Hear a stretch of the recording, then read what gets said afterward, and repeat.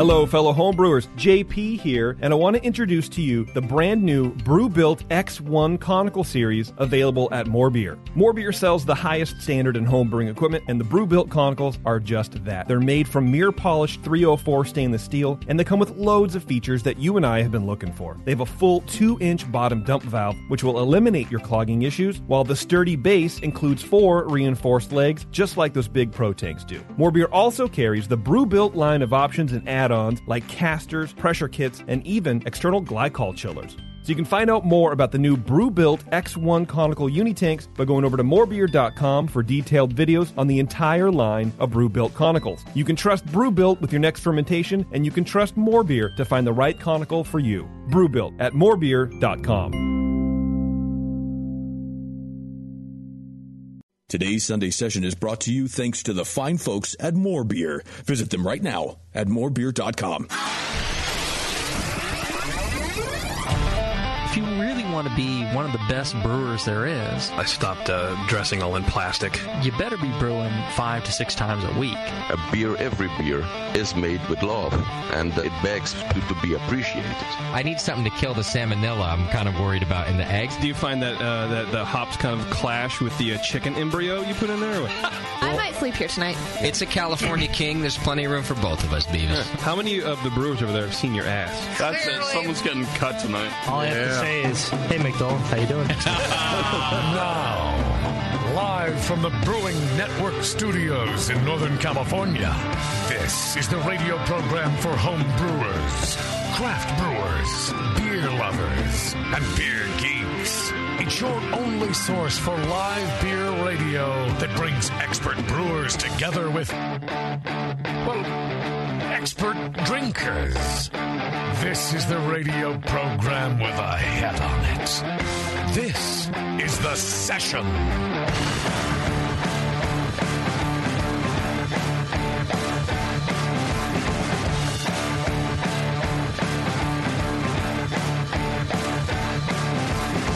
Hey, good afternoon, everybody. Thanks for tuning in. My name's Justin Crosley. I'm your host tonight of The Session. And boy, do we have a show planned for you. It's almost Valentine's Day, so maybe it'll be a show full of love for once. Yeah. Don't hold your breath. Yeah, I wouldn't do that either. But we do have a great guest today. Modern Times Beer will be in studio with us. Oh. Yeah, they make some good beer. Make great beer. Yeah, so I'm excited about that. We've got a bunch of their beer on tap here at the Hop Grenade, so if you want to come down and try some yourself, you can do that. Plus, of course, we'll be talking about and tasting it here on the air, so that should be fun.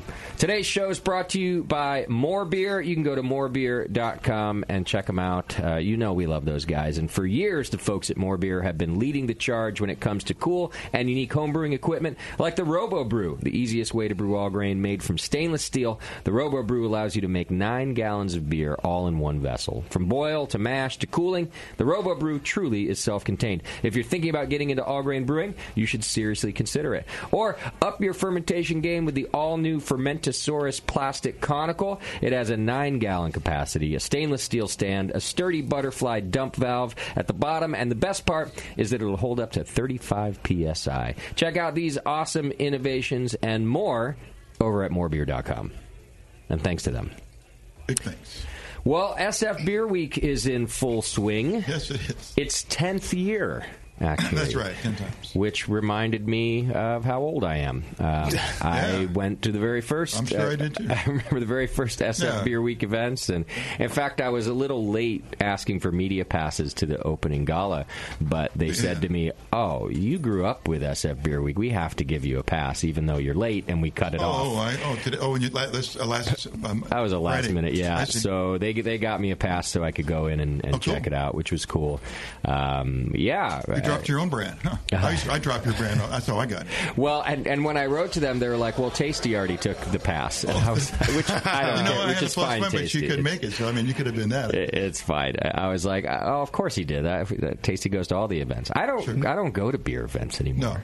No. And I felt compelled to go to this one. I was feeling a little nostalgic about 10 years of Beer Week. Yeah.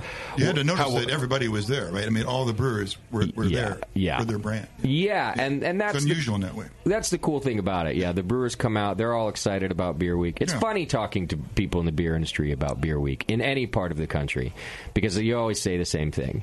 You go up, man, how you doing? Beer Week. It's going to be a busy week. Got to be here till 11, moving out. Yeah, we had to be here at 4:30. Yeah, everybody's got so many events, and of course they've been even just gearing up for it by brewing special beers, collaboration beers. I mean, you name it. Right. So, so how are you feeling about Beer Week? I'm leaving. Nice. Yeah. It's not his first one. Remember that. Right. I mean, I went to the gala on Friday and enjoyed myself. I had some great beers and got to see some people I haven't seen in a long time. And then we've got tonight's event here at the Hop Grenade with Modern Times. It's not just the show, but we've got a tap takeover going on. But I'm headed back to Colorado tomorrow morning. So that's why you went to the gala, to make your appearance. So everyone's like, "Oh yeah, Justin was at Beer Week." He cares about Beer Week for a couple days. That's about accurate. Smart. Yeah. No, I know. Look, and I'm a marketing guy, and I know perception is everything. So you show your face up there, they're like, "All right, he must be going to all of them." He still cares. Yeah, when everyone's sober enough to remember, then they forget when you left. Yeah. But yeah, a lot of breweries at the gala. It's certainly grown in 10 years. In fact, it used to be in a much smaller venue, and the gala was very different size-wise. And now it's a very large beer festival. It's over 80 breweries, I think. Right. And then, of course, back then when it started, I remember there was a handful of events. The Barley Wine Festival was the closer. That doesn't even exist anymore at Toronado. Oh, really? I don't think so. No. It got too big for that little space. The opener still exists, and that was always the Bistro Double IPA Fest, right? Which I think now has grown into the Double and Triple IPA Fest. Triple came along, so they included that. So do they give away two awards? 2 sets of awards. They do. Okay. 2 sets, yeah. Yeah, I was really confused because I was reading on social media, breweries saying, "Oh my God, I won the Double IPA Fest," and then somebody else is like, "Oh my God, I'm so proud, I won the Triple IPA Fest," and I was like, "Well, how can 2 people?"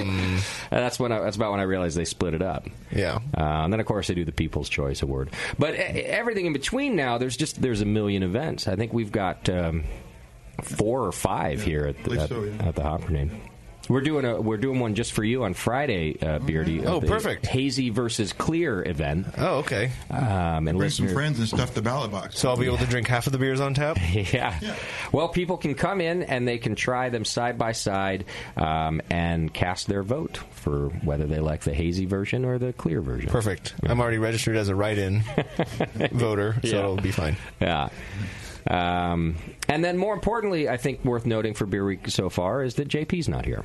It's a successful year, I think, all around. Yeah, he left the state in preparation for SF Beer Week. Another Beer Week guy. Yeah. He didn't even stay around for the weekend. I wanted to go to Sour Sunday on Sunday, but I didn't want to go so bad that I went. Oh, well, you thought about it. Cool story, bro. I thought a lot about it. So I saw a couple of pictures from the Hop Grenade staff. You are so happy you didn't go to that. Really? These are the ones that make you make bad choices. Oh, yeah. Yeah. They do make me. Some of my staff makes me make some really bad choices. There's some pretty glorious photographs on Eric's phone you should take a look at. I should have gone. I mean, I shouldn't have at the same time. No, you shouldn't have. Yeah. They know it, too. They know I'm gullible. I'm easy. So... yeah, it's probably best I didn't go. I like when my staff gets me in trouble, though. My staff in Fort Collins actually likes me, which is weird. Because they don't see you as often. I think that's right. They were all out together at my favorite dive bar in Fort Collins and, sent me a photo. They're like, "Hey, we missed you. We're keeping your spot warm." And I was like, who are these people? There's another motive there. I'm sure. Just another example of people in Fort Collins being way too nice. Too nice. That's what I was thinking. No, they're going to ask for a raise soon or something. No, they're just, it's weird, Kim. They're nice. They're actually I don't know if I believe that. Oh, man, when I show up there, I get a warm welcome, and they smile. They're here. I think they're high from the altitude. There you go. Yeah. Well, whatever it is, they should keep it up. I walk in here, and they're like, "Oh, Jesus." I said hi to you. You did? I did. But then I closed the door. You said hi, Jesus? Right. Yeah. They like me here when we go out drinking. That's about it. They don't like seeing me in the day-to-day. Because you pay? I don't even do that. No, they usually buy me drinks. How fucked up is that? I'm such an asshole. I went out with one of our bartenders the other night. He totally it was an accident. Like he just bought the round, but then when it was my turn to buy the round, everyone was drunk and leaving. So that's convenient. Yeah. Dick move, Crosley. You're still a professional in every situation. It becomes a second sense. I want to tell you how to skip a beer. I know what I'm doing. And again, if you just time it right, it looks like, oh gosh, well, I'll get you next time. Right. And you never show up for the next time. No, exactly. No, oh, sorry, I'll be in Colorado for the next 6 years. Right. Yeah. I'm good at this whole beer week thing. Kim Shimke is here, and she made us Valentine's. It's almost Valentine's Day. I'm so excited. Well, made. I purchased. You didn't even make them? Well, I did. I hand wrote them. So this is, so there's not some other effort. Warren that you bought a card, or some other Warren doesn't have a card. And see, this is how heartfelt it is. I used your real name. Oh, that's right. Mine has X's and O's on it. Does yours have X's and O's? Mine has a lot of seagulls. Oh, okay. Seagulls. Oh, I got little dots. Wait a minute. You look up closer. Fingers. One finger. I got X's and O's. You did? So there's a lot of love for me and Bevo. Okay. It's a little bear. It's Valentine's bear. Slip show 9, huh? Hi, BFF. Kate is a very charitable woman to love you, but on Valentine's Day, I'll pretend to like you. That's what friends do. Oh, so that assumes that we're friends. Mine actually says that she loves me, and she wishes me a happy Valentine's Day. That sounds Bevo's is the only one I actually said love. That's true. Yeah. Well, mine has like a heart. Heart Kim. Yeah. It's a less personal love, you know? Right. Yeah. Ours is like a friendship. What does yours say? Mine is a heart-shaped card with a horse on it. Okay. That says, I'll be your Valentine, but don't try to drive me. What does that mean? I don't know. Is it because you can't see? Can you hold yours up to the camera? Is that good? That's good. What does your text from Kim say? The handwritten part says, to Warren, a.k.a. bestie, a.k.a. friend, a.k.a. homie, a.k.a. soul sister. From Kim, with a heart over the eye. Okay. Starts off with an ellipsis, then says, because you have a hard time seeing and I don't want to die, happy Valentine's, BFF. All the beers for you. Oh, that's it's why relating not to the drive. front. You can't drive. I understand, yeah. Oh, I already forgot that part. See how I looped that in? See how creative my mind can be? Heart Kim XOXO. Very thorough. And Tasty, would you like to read yours? I'd love to. It's a fuzzy little rabbit with a dunce cap on. It's holding a big Valentine, and on the Valentine it says, anyone would be a dunce not to love you. Oh. And my Valentine, it's signed. That's very nice. And on the back, too tasty from Kim. Mm-hmm. Happy Valentine's Day. 2 sets of XOXO, so that's getting to second base, right? I agree. And then it says cheers, Kim. I love Kim. Yeah, I would say of all of them, Kim's clearly hitting on you. I'm getting it. Yeah. Right. She was the most nervous writing your card. Right. Yeah. If you have a secret admirer, this is the time to come out with it. That's right. That's right. Yeah. There's no candies or fruitcake or cupcakes that we have to eat. Words mean more, Okay. They stick with you longer in your heart. Also, why would she bring anything? You're terrible about every time she brings anything, ever. Also accurate. We complain every time she brings That's something. very true. Right, but usually us complaining doesn't get anything to stop around here. That's accurate. You got me to stop cooking for you. Yeah, that's true. Bevo now doesn't cook for us anymore. And we are a very complaining bunch. That's accurate. Yeah. But and all you guys out there in podcast land get to listen to it. Oh, yeah. Turn the channel, will you? Yeah. Now, Tasty, are you going to spend most of your week at Beer Week events? Yeah, a good part of it, for sure. Yeah. Yeah, every night, actually. Anything in particular you're looking forward to right away? I'm looking forward to... something's back here on Friday. Is that the East? That's the hazy... That's the hazy one. Are you going to come? Oh, cool. Yeah, I plan to be here for that. Great. Certainly, I'll be going to the last event of Beer Week, the Celebrator Party. It's their 30th anniversary. Oh, cool. You've been to that. Yeah, I like that party. Yeah, it's fun.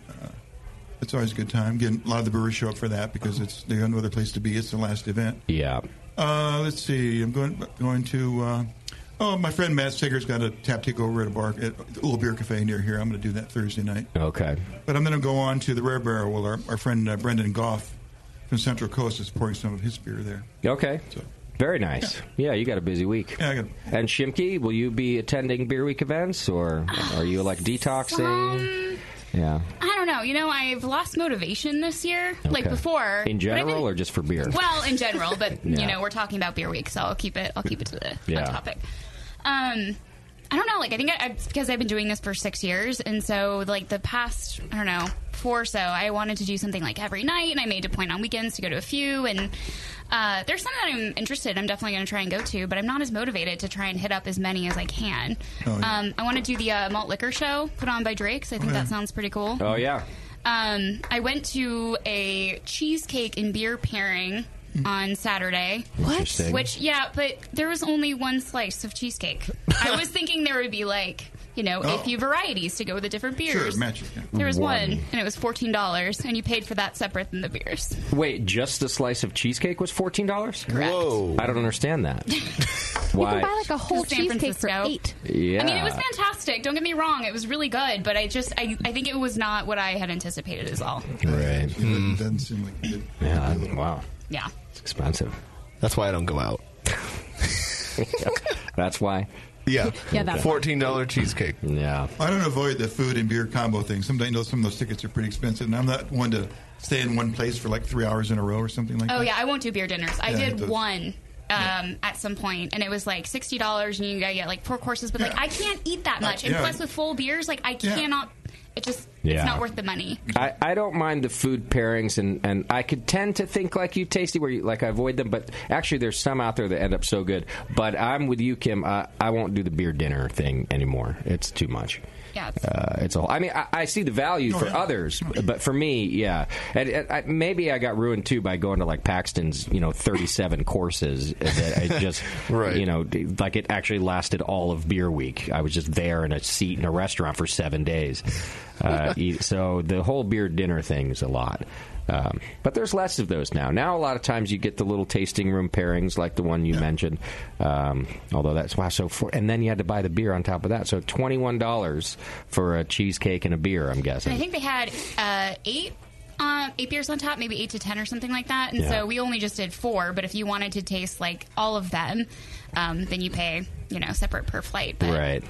Did they give a reason as to why they picked those beers to pair with the cheesecake, or was it just a bar that no, had it was 8 just taps? they had their beers on tap, and you pick your own.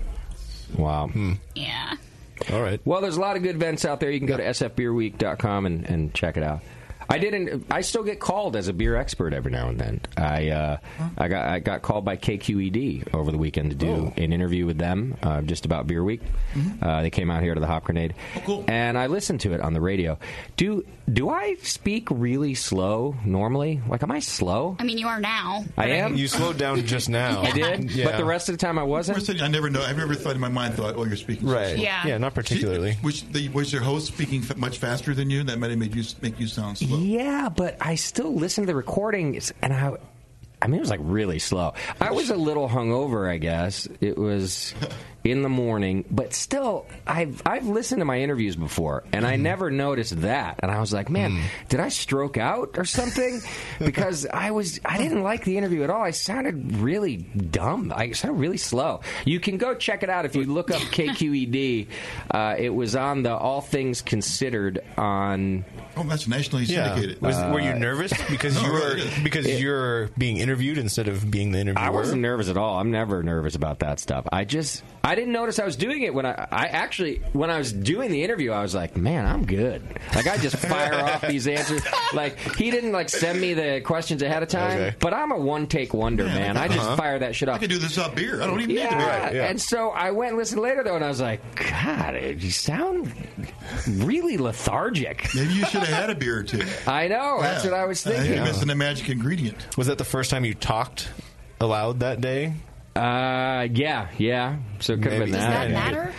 You Well, would think, affects the way but it my sounds- your voice voice sounds. sounded, like it normally does. Go listen to it and let me know. Get back to Right me. into feedback. It's on KQED. It was on All Things Considered. I think on On Sunday. I think it was on Sunday. I think they said they would make a podcast out of it, and you can check. It's right at the beginning. You don't even have to listen to the whole All Things Considered. It's like, one segment in. But yeah, I was really disturbed listening to it. I was like, man. I'll check it out. I'll let you know. I thought I stroked out or something. I just didn't want it to be that way. I'm just hoping I was hungover, I guess, is what I'm, Well, I'll be able to tell because I might not know your meter. Yeah. You just don't want that to be how you are all the time now. Exactly, because I was like, it's time to retire. The one thing I'm good at in life is this. And if that has now gone away, it's really, things have gotten bad. Everything slows down when you get older. It was, but other people who are good at something, it lasts a lot longer. So made me a little uncomfortable. Well, you burned real bright. Yeah, right. Yeah. Well, shoot me a text after you listen to it, Tasty. I'm curious what you think. Tasty, before he worked for me, used to be a fan of mine. So he's the guy to be like, yeah, man, you jumped the shark. Yeah. Don't answer those interviews anymore. Used to be. Which it's a good thing I'm transitioning to the written word. Because I'm the new beer writer for Scene Magazine in Fort Collins. Wow. That's right. I'm writing my first article for the March edition. They reached out to me there. Like I said, people still, I'm telling you, man, it's all marketing. People still reach out to me as a beer expert, and they. It's funny too. They use those words. They're like, we hear you're the beer expert, and I just go, yeah. Oh, don't be too flattered. I got that after like a year of blogging. My reaction is try to talk him out of it. How many times did you use the word myriad in your first article? I haven't written it yet. I have to write it. I have to write it tomorrow. Do you need me to edit it for you? Oh, somebody's got to edit it. Are you just going to copy the BN newsletter? Yeah. Well, I even told the editor of the magazine when he offered me, I said, listen, I haven't done this in a long, long time, so you're going to need some time to edit my writing. I just want you to know, all right? I don't want you to get my first article and be like, oh, what did I do? I was like, just let me get in my, my rhythm and check it out. So, but I got rejected the first article I wanted to write by the event. I wanted to go to this beer festival on Valentine's Day, and they said no. I said, do you know who I am? They said no. No, they knew me. I don't know. They said there's like space was limited, but don't you allow for like media passes? Well, maybe you had to bring a +1. They didn't want to bring a solo guy into the Valentine's event. I was bringing a +1 as a photographer. But no, I don't know. They were nice and everything, but. Anyhow, so I had to scramble for another story.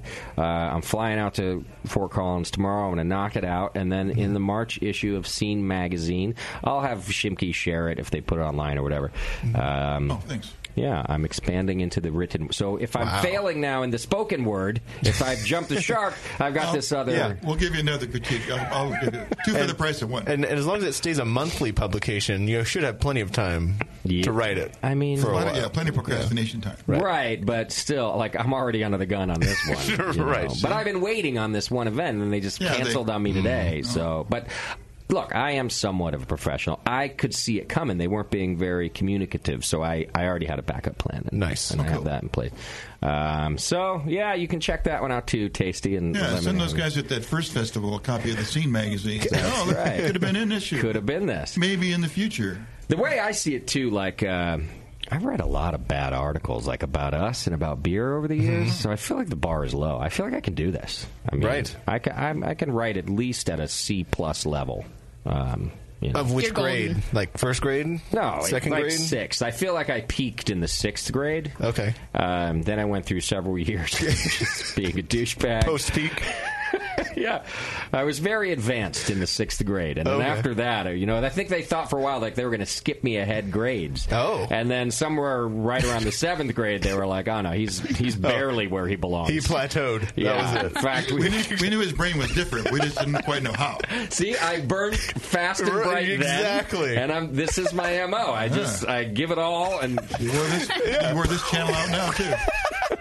What's next? I hope I don't wear out retirement too fast. That I want to stay in for a while. You better change your course. I'm going to write a couple articles for Scene. Tasty's going to give me feedback on my latest interview, and then I might enter retirement. Nice. And That'd be it. Yeah. And then slow down. We'll see.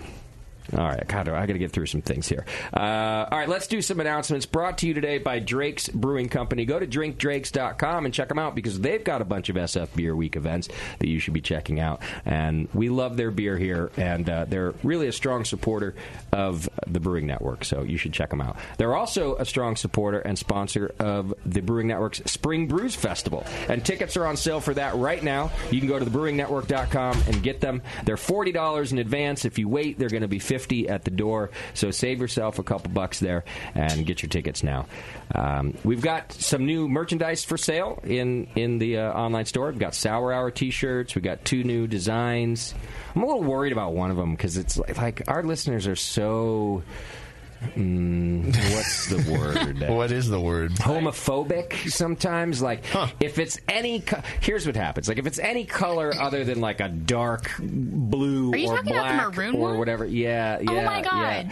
And I love that. I haven't gotten that feedback one. on it yet. I'm just saying that I take these chances every now and then because I want something other than my like God. And I'm telling you, our listeners... But then they'll write to me, can you get something other than black, you know? And then I do, and what do I hear? Like, I don't like that. I mean, it's a little girly, you know. So like salmon? Yeah. Well, you shouldn't pick The shirt salmon. is freaking burgundy. If you can't... Yeah, it's like maroon, burgundy. That's ridiculous. Yeah. But people, our listeners, are very conscientious You know, of I how love they being look. a man in something other than black and gray and blue. I guess that's a good point. It's maybe not just worried about looking feminine, but bright colors, you know. Make you look 10 pounds heavier, and you're probably, because you're drinking beer, you're probably 20 pounds overweight or whatever, at least. I used to be a wardrobe stylist, and color has nothing to do with how you appear. Oh, really? Anyways. Yeah, I was a wardrobe stylist for 3 years. But maybe it makes you feel like where? you're drawing Let's talk about attention this to yourself if you wear bright Anti-Taylor colors, you know. And reds tend to highlight your lack of pigment. If you're in my situation. I see. Well, we have a lot of pink in our skin, so you're not supposed to be wearing orange. Oh, okay. Oh, never. Well, right, but when you wear a magenta or burgundy shirt, everyone sees the blood pumping through your face. Well, right now, not you everyone basically are 3 shades of orange. You got your shirt, you got your beard, and you got your face. Yeah. You are a ball of orange right now.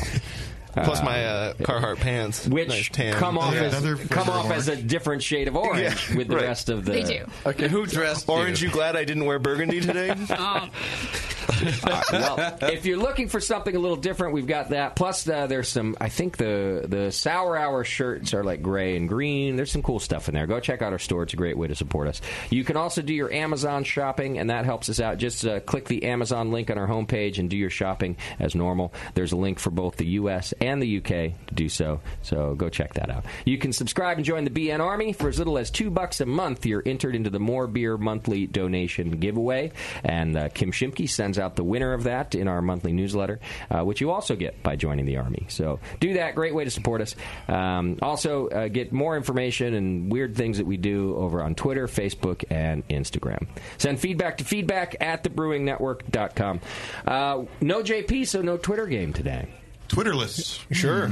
Yeah. Oh, great. No Twitter game. Although when Bevo runs it gets fun sometimes. Really? Yeah. Like, does she invent the question or just monitors the answers? That part. She monitors and then reads and picks. I see. That can get interesting. Okay. Well, it's just something else that he's mean to me about.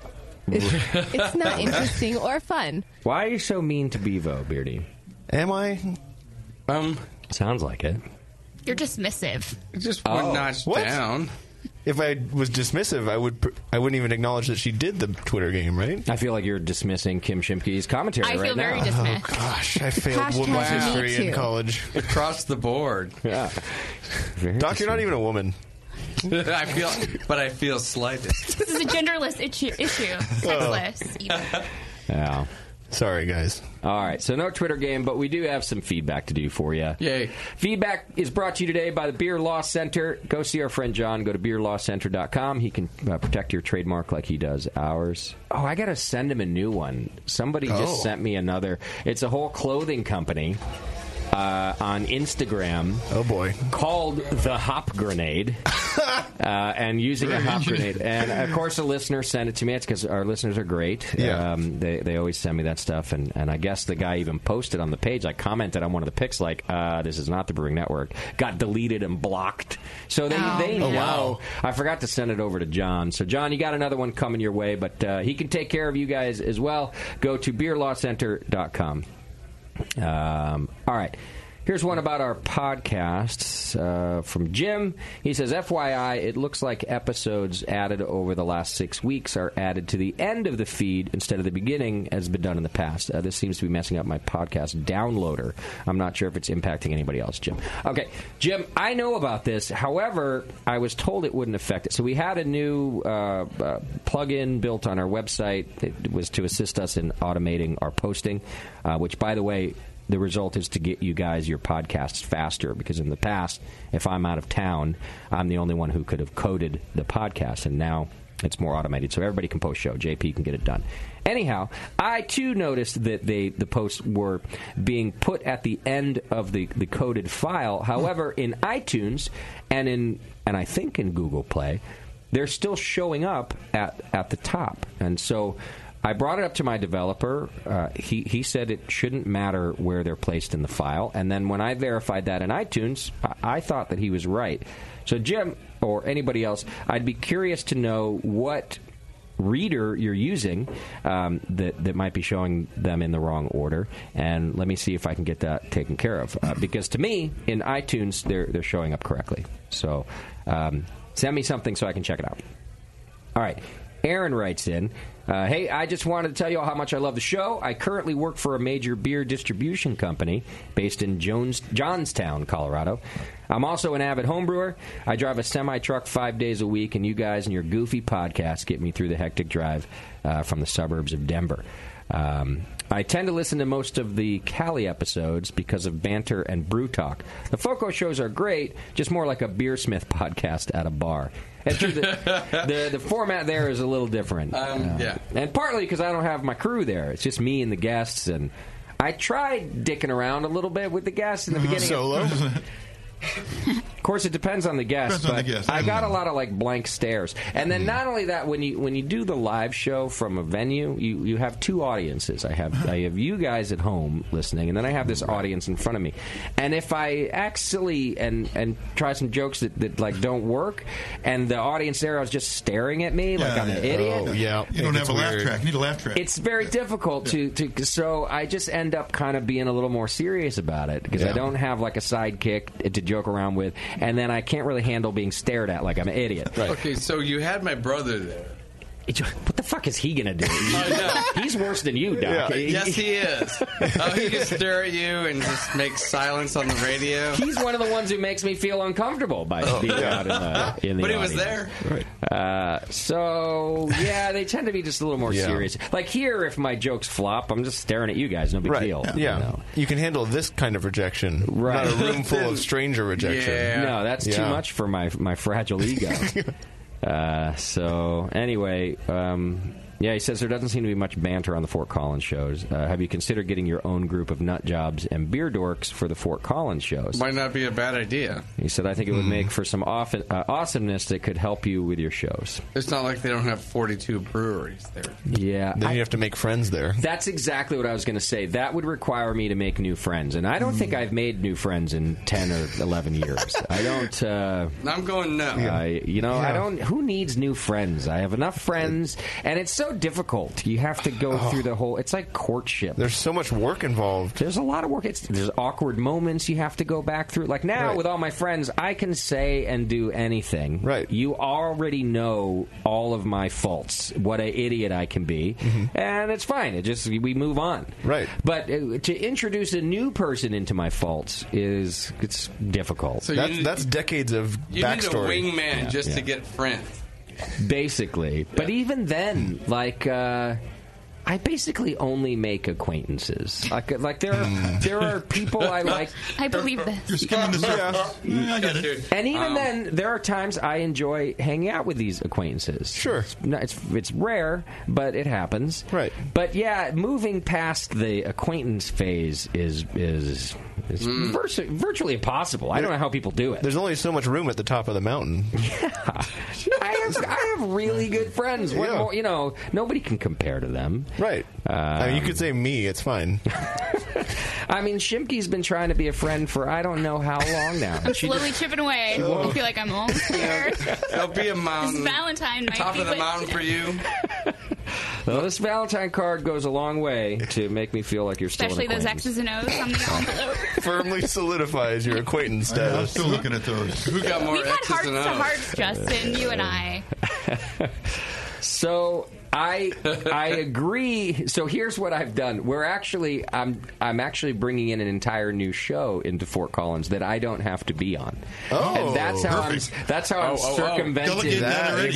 You audition people? Well, yes, I didn't. Moscow did. But there was so they're all young women. No. He guys without friends. He took the easy route too, as you can imagine. There was already a beer show happening on public radio there, and it's called like Bikes and Beer, which is important to Fort Collins. Mm-hmm. And so we went and talked to them, and I got to meet with them again this week. So it won't be in place of the session shows, but it might mean that I don't have to do the session from there once a month, especially because I agree that it's lacking a little bit in content. Although the show I'm doing there this month is going to be great.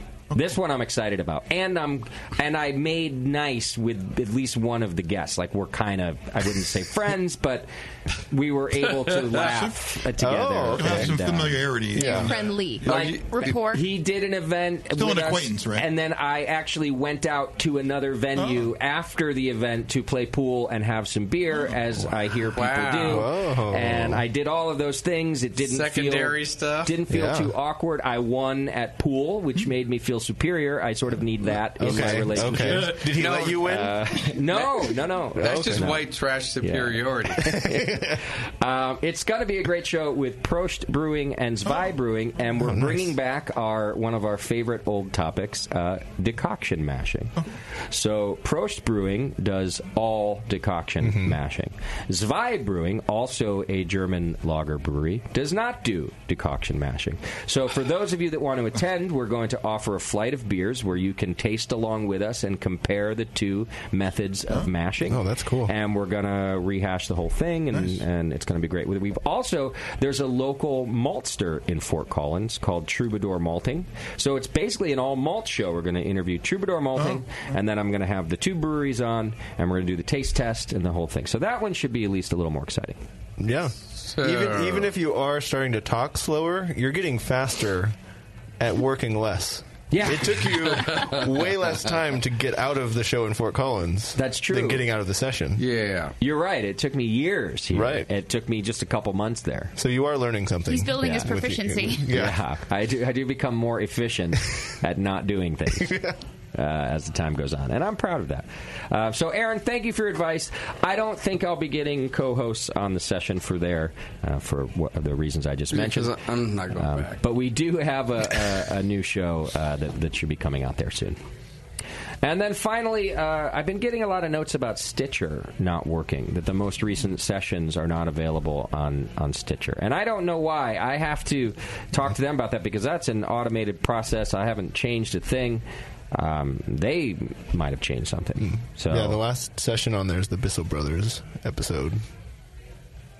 Well, that's better than some people said. This sounds like a complicated problem because other people said, wait, when was Bissell Brothers? Was that this December. year? Oh, it was a while ago. Okay, December. Yeah. So, yes, that's right then. Some people have been saying there are no podcasts from this year. Yeah. And that sounds right then if Bissell was December. Okay. I'll get to it.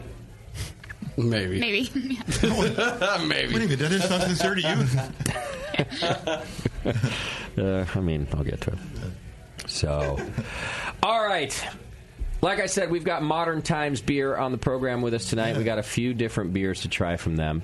I have 2 different beer lists, Bevo, so we got to figure that out. I've got a beer list of just like 3 beers, but I think we got something like 9 beers on tap from them. We had beers on tap, and then there were beers that were brought in. So yeah, I need to do some. We got a lot of beer. Whittling. Okay. Got some purging. Well, and I'm not driving home tonight, so we can get through this beer tonight. It's going to be a long we'll night. just have 10. Nights. There we go. That'll work. Did you take home beer from last week, Tasty? Take home beer? Oh, I was, and I forgot them. There was 2 bottles. They gave me some, then I left them here. Yeah. Oh, they got stolen then. Oh, no, there's one in the cold box. Imagine somebody put them away and no one knew. There's one in the cold box that Scott was like, well, this got left behind. And I was like, it's mine. Yeah, that's fine. That's fine. Yeah. Scott, every time. Well, this there's one common denominator. Yeah. Yeah, definitely. Such a wow. What is the word? You can have that. Oh, that's all right. I don't need bit of a miser. Like, this got left behind? Yeah, I just went to the bathroom, Scott. I left 8 seconds ago. Yeah. Well, it was the Flanders, and he's like, is this sitting here for me and Jay? And I was like, it's mine? Yeah, it's not. No touchy? Yeah. Luckily, the stuff that comes in for your new show, Heads and Tails, comes in a box. I think you've got some... Yes, with my name on some samples over here. Yeah, for our next show in March. The name has not stopped, Scott, in the past. Oh, really? So I wouldn't worry about that. It's just the box that I think stopped. Oh, okay. Yeah. Yeah, that's for our March show. Okay. You can check out our all-new show, Heads and Tails. That's in iTunes and on Google Play and on the website. And that's Beardy and JP talking about distilling. Yeah. Are you going to do the Hangar One Vodka Rosé? We're talking with Hangar One. They're probably going to be a guest coming up here pretty soon. I mean, I was joking, but I would actually come out for that. Well, we might invite you for that. we might tell you the date of that broadcast. Yeah. I have to promote it, so I'll know when it happens. I don't need the invitation. Oh, fine. Next episode should get released next week. Okay. So, Rogue. Oh, yeah, Rogue. Yeah. Very nice. All right, let's take a quick break. When we come back, Modern Times Beer is on the program with us. We're going to be speaking with Alex Williams and Andrew Schwartz from Modern Times. Hang in there. It's The Session. We'll be right back. You're listening to the Brewcasters on the Brewing Network.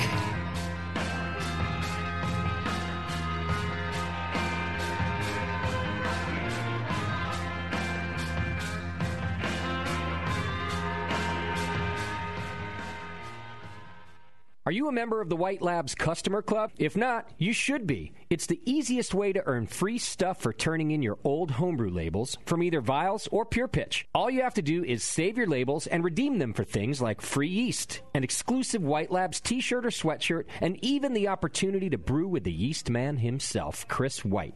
Signing up is easy. Just go to whitelabs.com/customer club, fill out the registration form, and then mail in your labels. They will return the favor by sending you awesome White Labs swag. Go sign up today at whitelabs.com/customer club.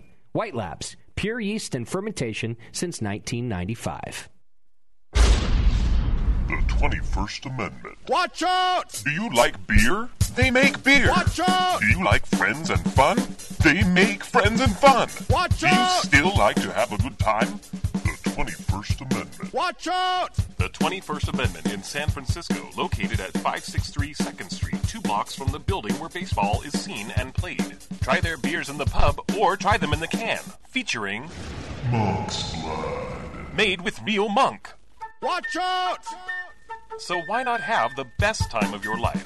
Go to the 21A and Sean O'Sullivan will personally greet you with a can of Monk's Blood. The 21st Amendment. Watch out! This advertisement is not in any way affiliated nor associated with the 21st Amendment Bar and Pub, nor its subsidiaries or affiliates. This telecast is not copywritten by the 21st Amendment for the private use of the Brewing Network. Any use of this telecast without Jamil Zainashev's consent is prohibited. Suck it, JP. Brewing great beer is a process of continuous learning, and the best books on every aspect of brewing can be found at Brewers Publications, with more than 50 awesome titles like Modern Homebrew Recipes by Gordon Strong, Designing Great Beers, the Ultimate Guide to Brewing Classic Beer Styles by Ray Daniels, American Sour Beers, Innovative Techniques for Mixed Fermentations by Michael Tonsmeyer, For the Love of Hops, The Practical Guide to Aroma, Bitterness, and the Culture of Hops by Stan Hieronymus. And Radical Brewing, Recipes, Tales, and World-Altering Meditations in a Glass by Randy Mosher, plus many, many more. These are the books and the authors with the knowledge to push your brewing farther than you thought possible. And you'll find them all at fine homebrew and book retailers everywhere. And visit the website at brewerspublications.com. Brewers Publications, all the best on beer and brewing. Marin Brewing Company in Northern California has been making award-winning beers for more than 25 freaking years. Today, I want to tell you about their new 12-ounce cans of Mount Tam Pale Ale. The good stuff. Mount Tam is bright gold, 5.5% ABV to keep you feeling good, and has been winning awards since 1989. If you're visiting the Bay Area, get your butt out to Marin Brewing Company. They pour tasty beers and serve great food every day until midnight. Come in for a tour, stay for the food, and pick up a 6-pack of cans of Mount Tam Pale Ale to enjoy at home, camping, biking, or whatever the hell you do. Owner Brendan Moylan has this to say about Marin Brewing beers. It's freaking awesome. Marin Brewing has won more than 100 gold medals in international competitions. Check out marinbrewing.com for all their award-winning beers, food, and merch. Marin Brewing Company in Larkspur, California. Award-winning taste, refreshing finish. It's freaking awesome.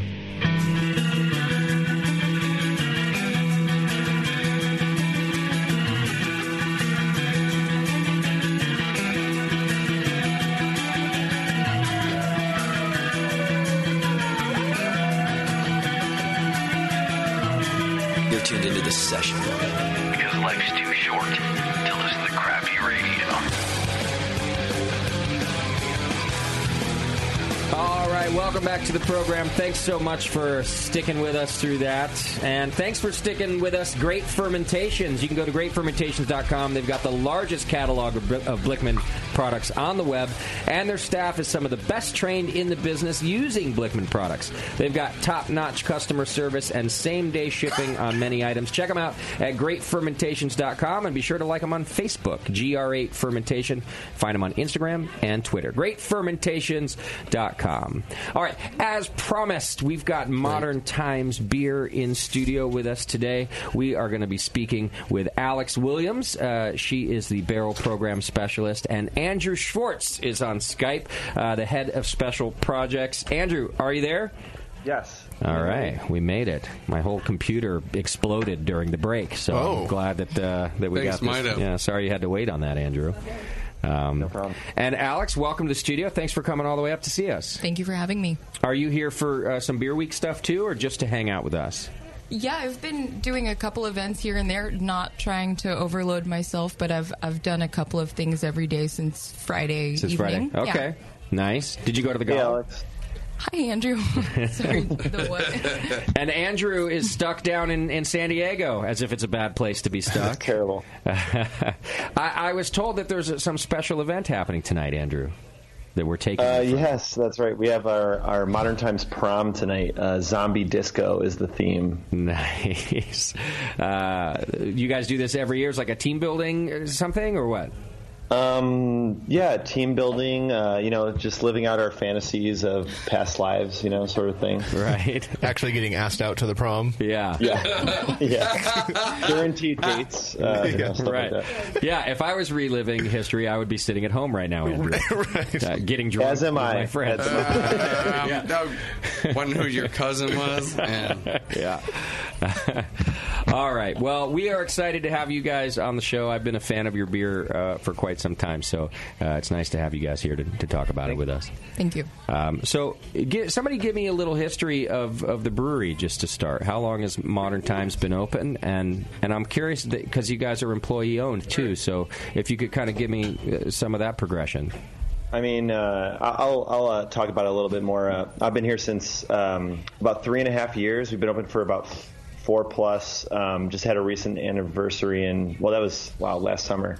I mean, Modern Times history is short, but full of I don't know, details, things that we've done, everything since the first tasting room in Lomaland, and then a year after that, opening in North Park neighborhood of San Diego. Okay.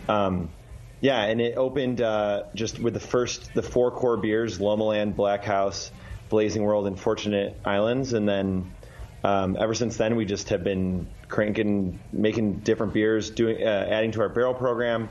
And now recently, we're finally open in LA and in Portland in the last month. Wow.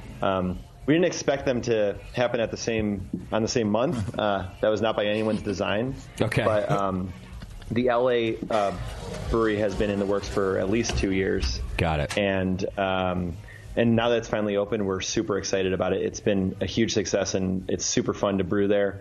And it's just something that we've been working on. And so all of the locations that you mentioned are breweries, or are some of them just a tasting room? So it's pretty funny, actually. So we had Lomaland, which was the only brewery, and people used to ask about Park and say, is that a brewery as well? And no, it's just a small tasting room. And now we have 3 breweries as of 3 weeks ago. So wow. So LA, downtown LA location has a brewery in it. It's a 10-barrel system. And the Portland system is the old Commons building. Did Commons go under? Commons didn't go under. It still exists, but they had to move out of that space. So our friendship with the Commons and how close it was, they asked us if we wanted to move into that space and take over their brew system. Yeah. And we were overwhelmed, but we were able to do it. So it was really exciting. Got it. That is exciting. I mean, it's something that came out of a friendship, and like our first collaboration that Modern Times ever did was with the Commons. Got it. I was extra curious because I know those guys at Commons, and the Homebrewers Conference is up in Portland this year, and I really wanted to use that space for our anniversary party. So, Andrew, guess who's going to be hearing from me after this program for our 13th anniversary party up there? Or you can just say yes on the air right now. Justin. Yeah. There's a lot of chatterbation about the anniversary party. Are we having one? The thing I just mentioned? How big is it? And what's going to happen? When I wake up, it takes me 10 minutes to get them. Yeah, sorry, Andrew. Doc's a little slow tonight. Okay, I've rolled in late. I can't even imagine what it's like over there right now. I'm sure you guys have been drinking all of our high ABV beers and having a good time. I know, and we're not even a disaster yet, and it sounds like this. It's going to go there. We're a good party. What are we, like 300-400 well-behaved homebrewers? We're somewhere between 300 and 500 well-behaved homebrewers. We're not in Is that Portland. tasty? Yeah. Oh, I didn't know he was going to be there. Yeah, I'm here. I'm on board. I recently met him. I was starstruck, honestly. I'm sure I let you down. We all get that way. Oh, yeah. You got hit But by a he deer, just gave me a sticker. It was quite Sure, nice. of course they would. Of course he gave you a sticker. My only trick. But if I can just one more thing that was incredibly important to us as a company and as in our growth was last year we became 30% employee owned, but we're an employee owned company now. One of the first breweries in California, or the first brewery in California. And it means that every employee, from servers, bartenders, to management, has a piece of the company that grows in equity as they continue with the company. That's awesome. I'm glad you brought it up. I had it on my list of things to ask you about because I was curious if you guys were employee owned from inception, but it sounds like you weren't. You just transitioned to that. Yeah, that's right. It's a little tough, I think, from inception. It doesn't always make sense either as a company, but to get, I don't think we should get too far into like the economics of things, but like it is about like a tax. There's a tax thing that happens with it, and it's also like a very regulated thing that you're doing, the employee ownership plan that we're doing. So I bet it's complicated, but either way. After initial investors were bought out last year, a certain portion of them, the employees bought 30% of the company, and down the road it should be eventually employee owned. So entirely. Yep, Jacob McKean, who's the owner and founder of Modern Times, he owns over 50%. And eventually, his exit strategy is to sell Modern Times to the employees. So that's a great instead strategy. of selling to Big Beer, he's going to sell to instead of turning his equity into employee ownership is the point of the ESOP. Very smart, very generous. Yeah. He knows he's going to leave eventually, so why not leave it in a good way? Yeah, exactly. And why not leave it to the people that are working their ass off to do it? You know, it's in good hands then, right? Yeah. Even having an exit strategy, by the way, is a step above most of this industry, right? Yeah, what about this employee? We should have our own ESOP here, I'm thinking. You know? I would do that for you guys, except you it wouldn't made- get shit out Yeah, of that's it. I mean, how about this? Right now, I'm going to do it right now. We're an equity ESOP. has to be worth We all get something. nothing together. Congratulations, guys. So what's going to happen? What kind of product are you making? You know, That just means we all get to pay the bills. Exactly. You do the last thing you want. Somebody asked one of our employees, how many do we have? JP or somebody asked me about that a long time ago. I was like, listen to me. You do not want anything to do with this. Do you really just want a large piece of negative? Right. There are things less than zero. Right. But Modern Times clearly in a much better position and growing all the time. Well, sometimes that's the best place to jump in. Yeah. So and it's growing, but I mean, also it's amazing to me because we're making some of the best beer that we've ever had. Some of the beers that I think you guys are trying today are some of my favorites that we've ever made in the history of Modern Times. So we're making beers in LA and Portland, and it just keeps on getting better. People are surprising me left and right, and it's phenomenal. Could you give me a tiny bit of information even about how you determine how many shares an employee owns? I mean, you mentioned it's anybody from a dishwasher to a district manager, maybe, right? And I'm just curious how that ends up working out. I really wish I could get super technical and just bore the hell out of you right now. No, but I'm just give me the less technical version. In layman's terms, but so basically, it is based on your salary for the year. Okay. And then it's based on the number of shares that are released each year, and that has to do with both. There's a minimum, and then also how well the company does. So a more profitable year for the company will release more shares to the employees. So it's like an annual bonus, but then it's denominated in shares. It's an annual bonus, but it doesn't pay out until you leave the company or you retire. So it's really a retirement fund in a way, but it can be a very generous retirement fund. So as the company grows, so everybody benefits. No, it's a great program. Not a bad thing. Now, if an employee leaves the company, do you have to sell your shares at that time? Yes, you do. So that's part of the agreement is that when you leave the company buys your shares from you. So I feel like it also incentivizes loyalty and building your career within the company. You know, that's just part of it, and something we talk about a lot at Modern Times is not just like that the incentive of employee ownership is there, but how do you create a company culture that matches that? And it's something that we're figuring out, and I think in the next couple of years we'll have a even better culture than we do now. But right now, that's a big thing. Is like, you know, don't leave because you want to get your shares vested, and also each year you get more shares. So it's part of loyalty. It's part of taking ownership over the job that you're doing. Well, so far between Zombie Prom Night and employee-owned shares, I'm liking your company culture. Yeah, and you haven't even seen the 25-foot Macho Man Randy Savage pinata in Portland yet. Well, I can't wait.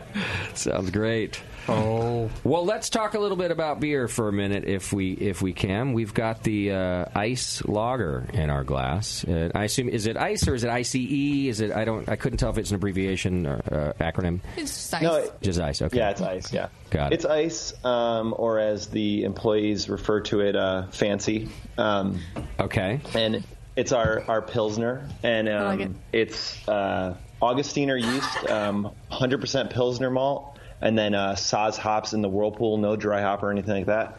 Very simple, and we do a regimented fermentation schedule on it. And lately we've been adding a little spunding to it as well for some natural carbonation. Oh, someone's got to remind me what spunding is. Reintroducing the CO2 back in before they're done. So you're recapturing it to carbonate, basically? Yeah. It's capping the fermenter so the CO2 doesn't leave. Got it. It just stays in solution. It's the same CO2 that goes right back in. Mm-hmm. It just carbonates as it finishes fermentation. Which is a traditional German way to carbonate. He lost me way before that. Andrew, what's this regimented fermentation schedule? Well, we step it regular. Like we make sure we knock it out at the right temperature, and then we step it from there. So we're knocking it out at 52, and then increasing it slowly each day, and then getting it to rise to diacetyl, and just making sure that we're I don't know. It's like a lot of beers we just ferment at 66 or 68 and just let them go. And this one we're stepping each day. Nice. And what's the? How many days does it take to get the diacetyl out? When's it done? Well, honestly, with Augustiner yeast, we haven't seen that much diacetyl. When's the beer hit terminal then? We get a little bit of sulfur, but that cleans up regularly. So I think it hits terminal around 4 or 5 days, and then we're depending on batch size and stuff like that for double batching over 2 days, and then we'll try and lager it for around 4 to 5 weeks if we can. Nice. Do you get the 4 to 5 day ferment time even on the first generation, or is that something that changes? Yeah, so like the generations, we've been pretty good about that. We buy big pitches and then go. Actually, to tell you the truth, I guess I'm more nervous talking to you about it, like about it being first gen. But in the last pitch we ordered, that was the first gen. It was one of the best fermentations we've got. So went really well. Yeah, I like this beer a lot. And we have an incredible lab at Modern Times that, you'll ask a question and they'll already have data for it, and they're just constantly thinking. Morgan Tenwick, our lab manager, is a very thoughtful person, so she's constantly thinking about stuff. Why did you choose the Augustiner yeast? So the Augustiner yeast was we did a collaboration with Fair State in Minneapolis, Minnesota. I don't know if you ever had their beer, but no. They make incredible lagers, and Nico is a good friend of ours. And we were like, let's try this out, and we brewed with him. And we learned a lot of what we know about lager from him, who is kind of one of these lager nerds, Pilsner nerds. Sure. And we're lager nerds, so we've taken that, and we really like the Augustiner yeast. We think it works really well with our water in San Diego. It's minerally. It needs to be dry. This beer gets down below 2 Plato when it's finishing, and it needs to be dry. It needs to be not necessarily hop forward, but be crisp and slightly bitter, and that's what we're looking for in ice. It was crisp, smooth, and bitter. Well, all those things. All of it, yeah. All of those things. Yeah, it definitely wouldn't work as a. I just don't think in San Diego that a big, kind of, I don't know, high finishing gravity beer would work in San Diego for a Pilsner. No. So we want something crisp and dry, and that really works for it. Yeah, it does. It also has that really tight, small bubbles head on top. Mm-hmm. Do you think from the spunding technique, or undoubtedly? Okay. I mean, you can pour.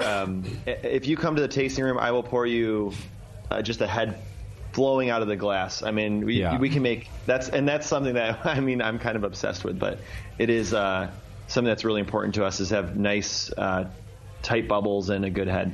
How do you guys clarify the beer? Is there any filtration? We have a centrifuge at Modern Times, and that's the only filtration that we do. So ice will not always be 100% clear, and we're okay with that. It can have a little bit of haze. Okay. But we will not clarify it. It has a slight haze, like you can kind of see light bouncing around in the glass, but you can definitely see your fingers on the other side of the glass clearly. Yeah. It's still wow.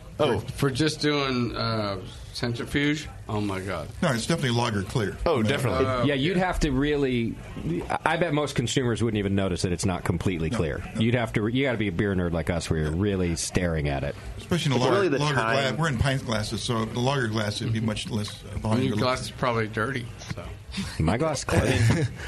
We're so lucky to have found that Augustiner yeast because, not found it, but, work with Nico because it just works so well for us, and I think it clarifies, and that's part of it, too. Yeah. It's the lagering time. I mean, it is an extended lagering time. It's not a short beer by any means, but, it clears up, and then we run it through the centrifuge, and it's, perfect. So it looks amazing. Yeah. Well, thank you. Yeah, it's hard to get that lasting of a head. With if you guys are beer, enjoying so that's ice, why I was asking how I they think did we're it. done here. You guys love ice. You guys love Pilsner. Time to go. Good interview, everybody. And 1,000. You just want to go to prom. I do. I got to get, I got it just looks amazing. Now, Alex, how long have you been with the company? And tell us about your job here, because I have you as Barrel Program Specialist. That is correct. I've been with Modern Times for just almost a year and a half. So I came on September of 2016. And I actually initially was hired into the cellar there, so I was doing clean side production, working with, the Fruitlands and the IPAs and all of that sort of stuff. But then an opening came up in the Barrel program, and I went for it. And after just 6 weeks working there, I moved into the Barrel program. Okay. And since then, I've kind of specialized more on the sour side of things, given my background working with sour beers rather than clean barrel-aged beers. Where did you work with sour beers before? I worked at Jester King beforehand. Oh, one of our favorites, too. Mm-hmm. Nice. Thank you. Yeah. I do love them. Yeah, I did I started the hard way doing volunteering on the packaging line there, and then eventually got offered a job in the tasting room, the prestigious tasting room. Mm-hmm. And then from there moved on and got an apprenticeship brewing. And at the end of that 6-month apprenticeship, I started looking for jobs kind of all over the country, was just looking to broaden my horizons and try something new. And I saw that in Modern Times and went for it. And nice. We felt similarly about each other, and I moved out, and the rest is history. Okay. Cool. Nice. Did you ever get to do any stunt driving at that weird place next to Jester King? No, but we always did hear all sorts of weird explosions out there. It remains a mystery to me, quite what is going on out there. I think to everybody, it's a strange location, but what a cool... Okay, so that's a great background. So they move you fairly quickly at Modern Times into the Barrel program. And, what does it entail to be in charge of that? Are you blending? Are you just monitoring the amount of time that the beer stays there? Give me a little outlook. Kind of a little bit of all of that. I was more focused on doing just the cellar work, like the transferring and the processing fruit and that kind of stuff for the most of the past year and a half, but have recently moved more towards selecting barrels for blending and kind of deciding how the fruit would be processed and that kind of stuff. Okay. And kind of also maintaining like a mixed culture yeast lab or mixed culture lab. Excellent. Of various different things. How many cultures would you say you have going at any given time? Right now, for instance, I think I have about 8 going, and that's not to say that we're using all of them very consistently, if at all. There's some that I've been maintaining for, 8 or 9 months that we've only just used for the first time, which is nice. It's rewarding when it finally works out. They're like, this is the one that we want. Yeah. Bank that. Yeah. Where did they come from? Did you start by purchasing a culture and then keeping it going, or did you sort of take these from different places? So some of them they were already in progress when I joined Modern Times, and I've just maintained what they already had started there, which, as I understand, some of them were wild harvested and some of them were just pitched up from dregs from beers that we liked a lot, like the old homebrew method. Why not? There are also some that we've gone to farms like citrus groves and such and actually swabbed their flora there and their fruit and isolated those strains and propped them up over time. And actually, there was one that we did swabbed some Loganberry fruit with, and we've actually got a whole batch fermenting with that now. That's cool. That I'm really excited about. Yeah. I'm not quite sure what we found there. It's a fast fermenting, drying kind of tart, but not extremely sour. Okay. Yeast. Yeah. What's Loganberry? I don't know what that is. This dude in San Diego. Oh, okay. Yeah. Name sounds familiar. brown berries that nobody knows about. Okay. They're used for anything? Basically, I couldn't tell you too much more than that, although these ones actually were a white varietal, and they're kind of a mild sweet. Huh. They're good. Very what? Very vocal? Vocal. Oh, okay. How did you discover them? Did you find them in a food somewhere and you thought, we should try this? Or? We were working with a local citrus grove to do some of our citrus saisons, and we went out to select fruit for that, and Andrew and I got nerdy and went out with our plates and started swabbing stuff. But we asked first, so we're not stealing their. So you asked Logan for permission. They were so excited about us taking their yeast. They were like, "This is a thing. Can we? What's happening here? You guys have plates." Yeah, you just carry those with you? Yes, pretty much, yeah. Nice. Well, that's cool. And have you tried some of the beer that came out with this yet? I've actually been in San Francisco since they pitched that yeast into it, so no. Okay, yeah. But I do regularly taste the prop wort that I make with it and see how that's going along. And it has a little bit of that phenolic, like clovey thing going on, and a little bit of a nice tartness, but it does dry out pretty quickly to the levels that we like. And Okay. Yeah, so we're actually co-fermenting this one with one of our house saison sour kind of cultures. So give me an example, like, just for our listeners too, like, would you say in this blend you're talking about that there's a lot of Brett, a little? Is there a lot of lacto, a little? Is there PDO? What do you think it comprises of? Even just a general idea, you know. Well, we don't really know with the Loganberry one what's going to happen with that, which is kind of cool. But but even flavor wise, sometimes you can pick up on those things, right? Like if you're tasting the wort. I'm sure there's Brett in there. Definitely lots of lacto, or bacteria at least. We should say, but the other blend that it's co-fermented with. I think. Do you guys have Celestial City there? Is that what you're trying? Yeah, we're still on ice. We haven't opened that one yet. Okay. What is the other that one? one? Is a great showcase of that. I lied. So is this the Berliner Weiss or this is a Saison? This what is this? Saison. Okay. Mixed culture Saison? Or Mixed culture Saison, stainless, fermented. Smells great. Oh, you guys already have it. Yeah, we did have it. I'm sorry, this is Celestial City. Okay. So that beer is definitely Brett heavy. We use a blend of. So Alex has eight kind of different cultures going right now, but a lot of stuff is living in barrel right now, or we have some things banked, and we've often used different labs. So Modern Times first sours were collected from almost every yeast lab that we could get anything from. So I don't know if you've talked to Mike Townsmere about it, but he was doing some of the sours originally for Modern Times, and he just got every funky yeast that he could find from every yeast lab at that time 3.5 years ago. Okay.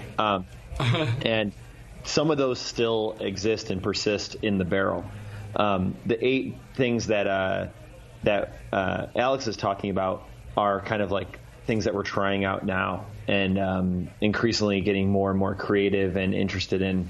So the beer that you have in front of you, the Celestial City, is one of our favorites, and I'll let Alex talk about it more. But it's 100% stainless and fermented with a saison strain from Giga Yeast in the Bay Area. Yeah, and then secondary fermented, kind of mixed fermentation with our house yeast that we cultivated from different barrels.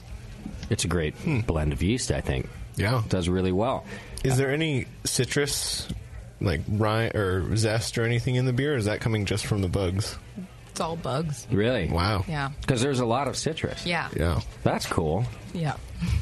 Yeah, I would have thought something, right? Some sort of pulp, sort of puree. Yeah. It's got like a hint of pithiness, but it's definitely more just the zest. And it's really nice. Yeah.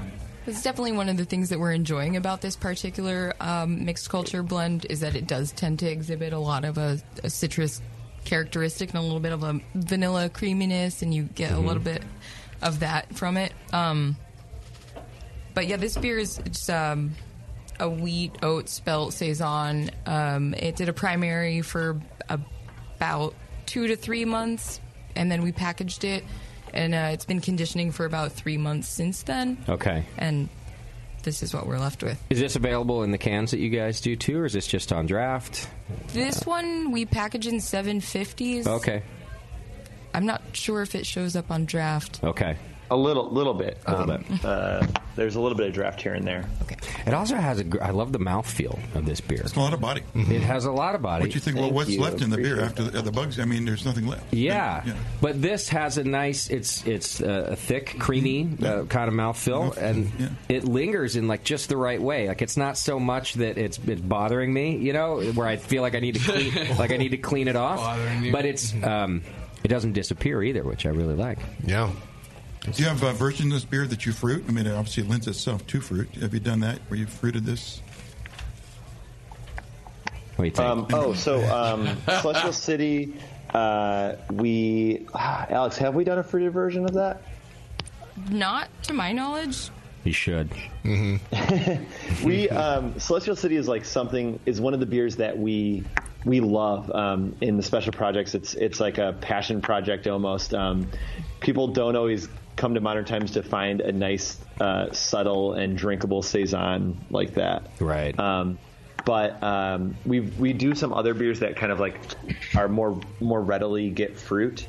Another beer that the base beer I love, but gets fruit more readily is Transit of Venus, which is like our house grisette. Okay. It's very similar to this. Celestial City is a little bit more fruity, and Transit is a little bit more earthy.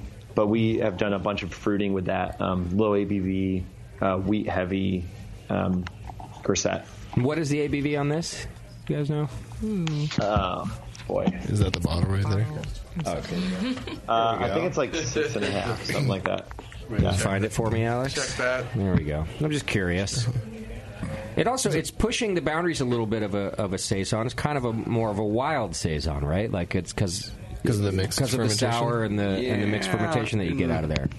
Depends on what your definition of saison, I think, is. You know, and that's actually what I'm getting at. Exactly, because I think I guess originally was this like farmhouse style. It very well could have been even more sour than this. But oftentimes, I think when you go to a brewery and you order a saison, it's not quite this wild. Yeah, it's a little bit harsh, but not sharp. Yeah, it's just sort of pushing. But I think, Andrew, I actually like your start of an answer that it does depend on your definition, because maybe back in the day, no one would have said anything about it. Of course, it's a saison. Right? I mean, it's frustrating. I mean, as someone who's interested in saison and barrel aging and stuff like that, I think you go to a brewery and see saison, it can be a little disappointing sometimes when it's just a French saison yeast. I mean, I'm not saying like we make Lomoland. I love that beer. I think it's cool to have that beer in a can, and it's totally a production beer, and it's made with Saison DuPont yeast 565. Okay. And it's really good. But what I want to drink is something like a little tartness, a little bit of a wild component to it, and down the road, I hope that we can produce more things like this and have it available regularly. This is a beer that takes a lot of time for us to produce, and we watch the batch very closely. Right. Is this something that comes out? Do you note the batches on the bottles so people can either collect or know that I like this batch for this reason, but this other batch has different flavors? We will put additions on them. We don't do it for the first edition, which I guess is sort of an oversight, but we'll do the second editions, and so there'll be additions for that beer. Oh, so this is the first. We're drinking the first, right? That's right. Yeah. Yeah. Oh, nice. We don't always know that there will be more. Right. Fun. Okay. Actually, I wouldn't even call it an oversight. It'd be cool if there's never a number 1 on the bottle. Every one of your series starts at a number 2. That's just the way it is. And if you find one without a number on it, you know you've got the first. Right, exactly. Or they may not make it again. That's why they don't put a 1. Well, exactly. I'm glad you like that, because that's what we're doing. Yeah, we're doing that now. It solves both problems, right? It makes you look cool when you do the batch again, and you're able to not do the batch again. Right. So I got to get us to a quick break. So hang in there. We're going to take a little commercial break here. And when we come back, we're going to talk more with Modern Times, Andrew and Alex. And we're going to taste more beer, of course. Perfect. Mostly because I want to. Also because it's here. Hang in there. It's The Session. And we'll be right back.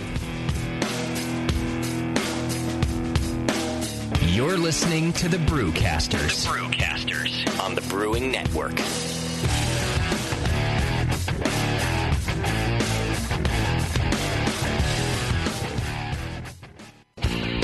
Your support of the Brewing Network means everything to us. We couldn't produce shows without you. And we love giving you something extra for that support, like Brew Your Own magazine. You already know it's a great brewing magazine full of recipes, equipment how-tos, discussions of beer styles, and brewing techniques. Whether you're new to brewing and just starting out, or you're an old pro, you'll always learn something from the articles in Brew Your Own. Plus, there are amazing special issues like plans for building a Brutus 10 system, 250 classic clone recipes, and the Homebrewer's Answer Book. Brew Your Own magazine and BYO.com are awesome resources for any brewer. Whether for yourself or as a gift, when you subscribe or resubscribe from the Brewing Network homepage, you directly support programs like this. Get a great magazine and support the Brewing Network. Subscribe to Brew Your Own right from thebrewingnetwork.com. Do you know the 3 most important rules in brewing? Sanitation, sanitation, and sanitation. And no one does it better than 5-Star Chemicals. 5-Star knows sanitation. You can only sanitize clean equipment. And 5-Star knows how to clean, too. For craft brewers and home brewers, 5-Star has what you need to keep your fermenters, serving tanks, kegs, and draft lines sparkling and free of any beer-spoiling bacteria. PBW, caustic, acid cleaners, Star Sand, SaniClean, lubricants and defoamers, pH stabilizers, and more. 5-Star Chemicals has cleaning supplies, safety supplies, heat exchangers, pumps, hoses, and valves. And 5-Star is proud to offer eco-friendly products that exceed customer expectations. If you have a cleaning problem, you need the 5-Star solution. Visit 5starchemicals.com or call 800-782-7019. 800-782-7019 and get the 5-Star treatment today.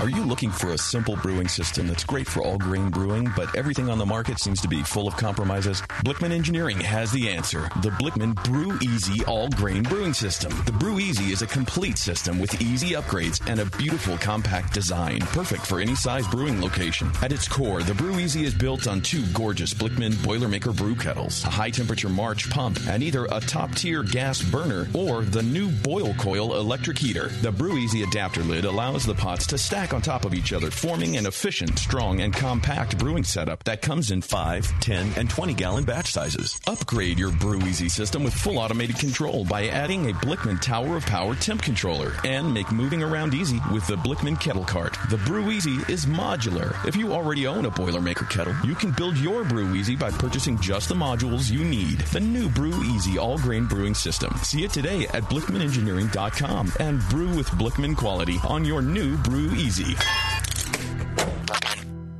Hey guys, what'll it be? I'm not sure. What do you recommend? A lot of people seem to like the Hefeweizen. Is that a German Hefeweizen or more of an American-style wheat beer? I'm not sure, but I can give you a taste.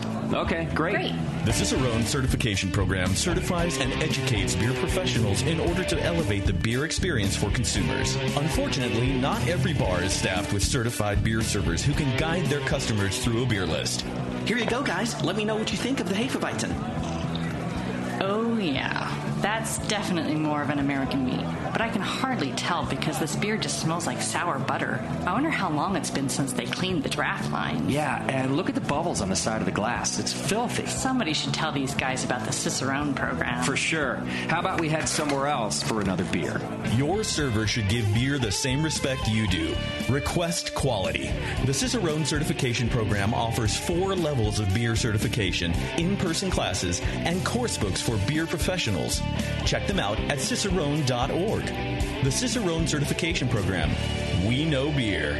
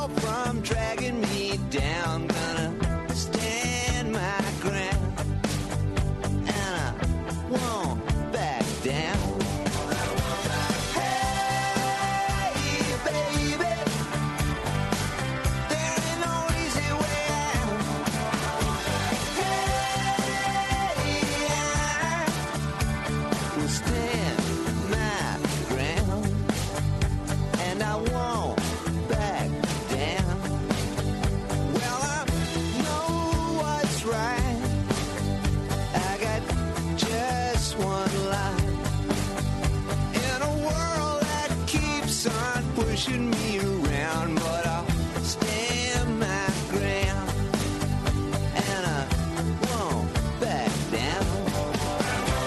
Hey,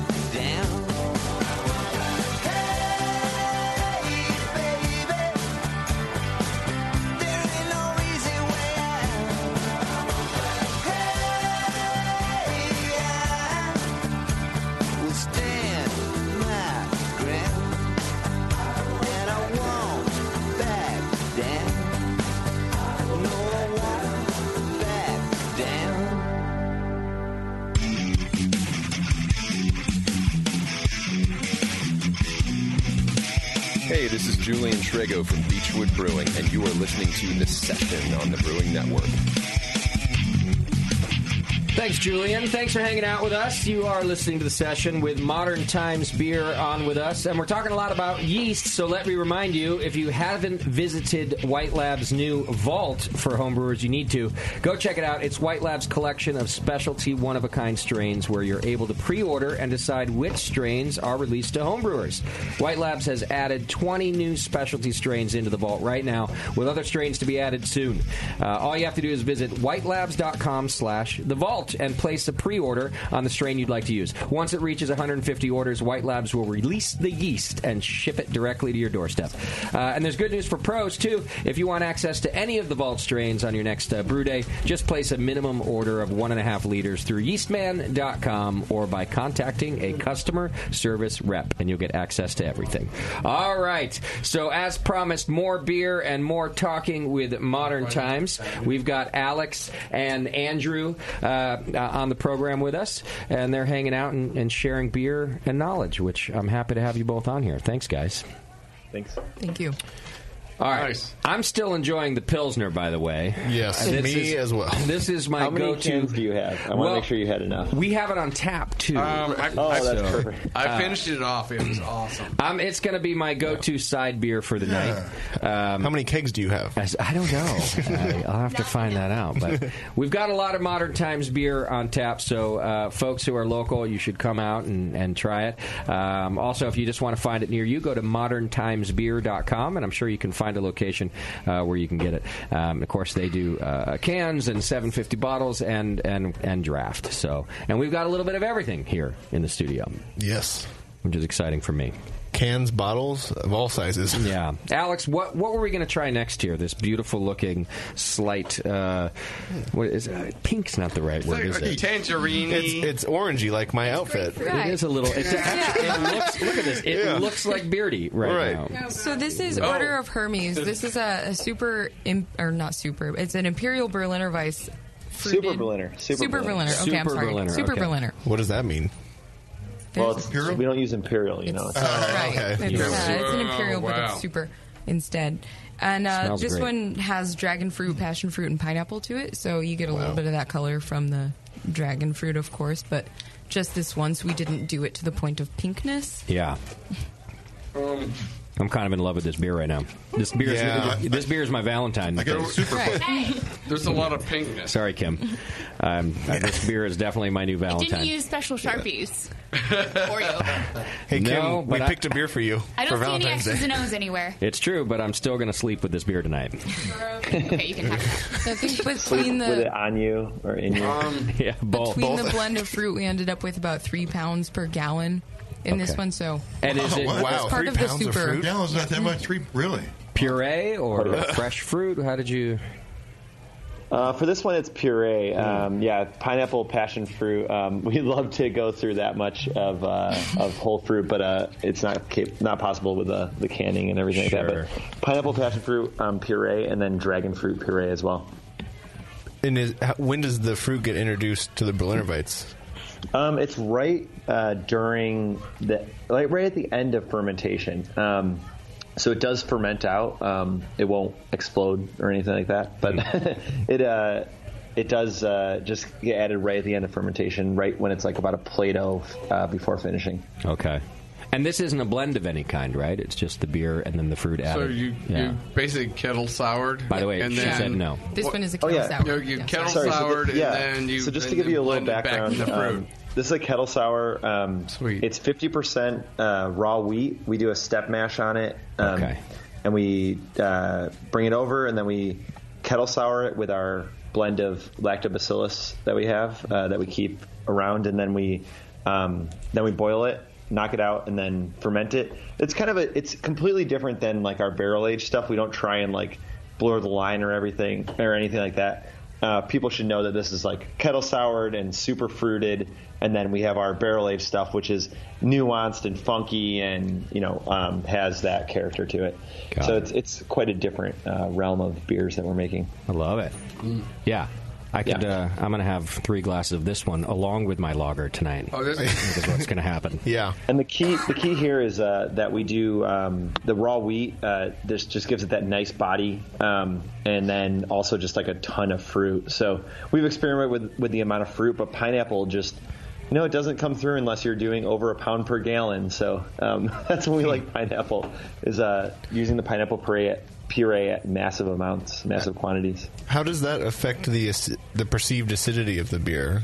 Is the Berliner Weiss before fruiting pretty tart, or is the acid coming from the pineapple? It is pretty tart. I could look up what this one was, but yeah, it gets pretty tart. It gets around the 3.3 pH range. I could probably look up the TA if you gave me a moment. But that's right. Yeah. But anyway, are you saying 3.4 before fruit or? Yeah, before after? fruiting. Oh, yeah, wow. I don't know what the final is after fruiting, but it depends on the fruit. We see a lot of acidity from berries. Passion fruit definitely adds stuff. Adds a lot of acidity. The pineapple isn't insane. You do have some sugar there as well. So. Well, the kettle sour always comes off as really kind of one-dimensional, and it's sour. But this one is not that. Oh no, you blending back in the fruit. Yeah, really kind of brings it back out again. The two fruits right on the base of the mess and the tartness. Yeah. Do you have to do a lot of water adjustments for a beer like this to deal with the pH and to get it? Because it's just so well made. It comes through as clean and sour. So I just wonder if you have to really mess with that water. Well, we do add a small amount of water adjustment, mainly to get our calcium up, which is kind of more of a yeast issue than water adjustment issue. We do add some salts to it, even though San Diego has pretty hard water.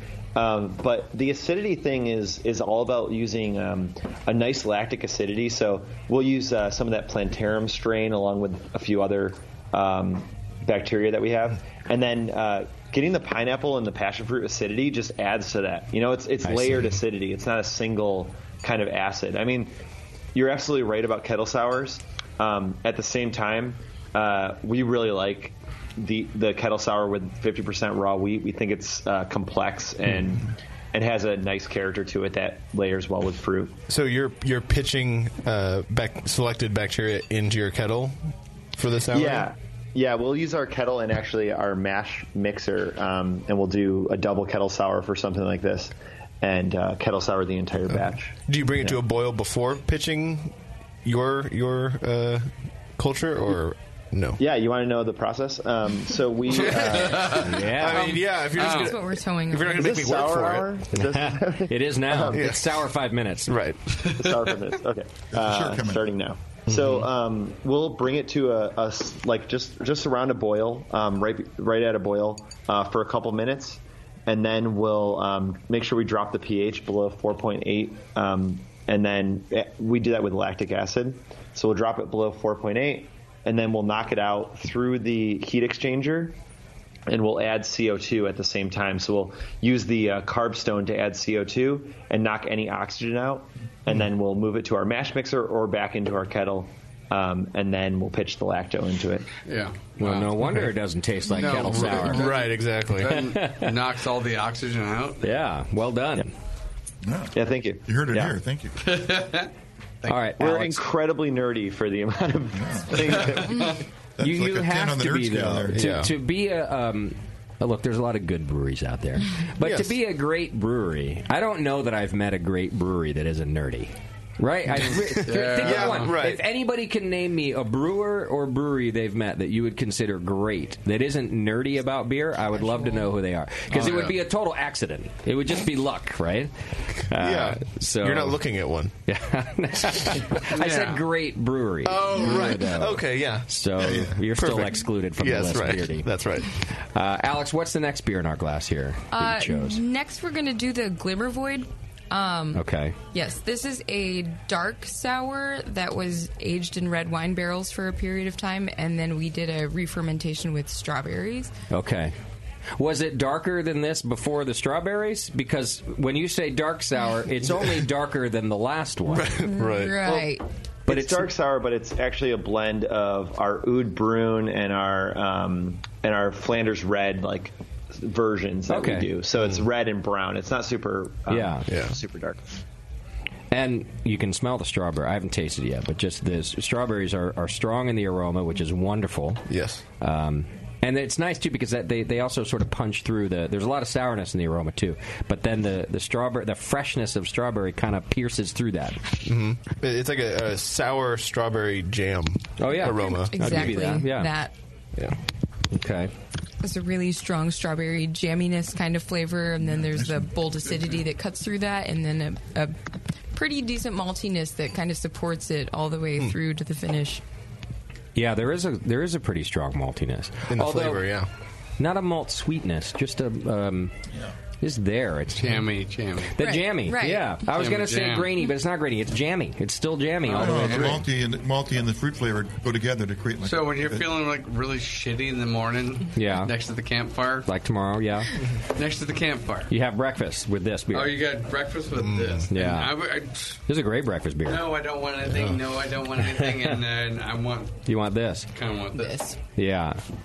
All right, what more can you tell us about the beer? One of our favorites for sure, and we have our little club of friends that we the League of Elegant People and Partygoers, and they had exclusive selection of that beer, and they love that beer, so it's a fun little beer. You have a lot of secret societies at Modern Times. I'm exactly noticing. Two. Yeah. Exactly. Okay. That's a long title for a secret society. Yeah. Remember all the cool shit you were like, I want to do this when I grow up. Yeah. I think Modern Times just living out those fantasies. Exactly. I love it. I was too stoned to remember any of those things, so I'm glad you guys remembered them and are bringing them back. Even when you were stoned, we do have a D&D club, that happens within Modern Times. Oh, my God. JP will be there for sure. It's kind of fun to taste the strawberry one up against the Celestial City one also, because these are both beers that we have poured for our league, for our kind of reserve club. Yeah. With the Glimmer Void being very much you don't have to struggle to find that strawberry flavor, it comes to you and you know that that's what you're tasting. But with the Celestial City, it's a little bit more nuanced and subtle and complex, and you kind of have to sit and ruminate on it for a while before you can pick out those flavor notes of spring wildflowers and grassiness and that kind of stuff. So it's fun to be able to do both kind of extremes of a sour beer in that way. Yeah. I think Celestial City is not the next beer. No, that's the one we tried before. We had before. Yeah, okay, that was the one that's we had right. before. I think tasting them side by side accentuates the difference between what you can achieve without even you putting fruit in a beer.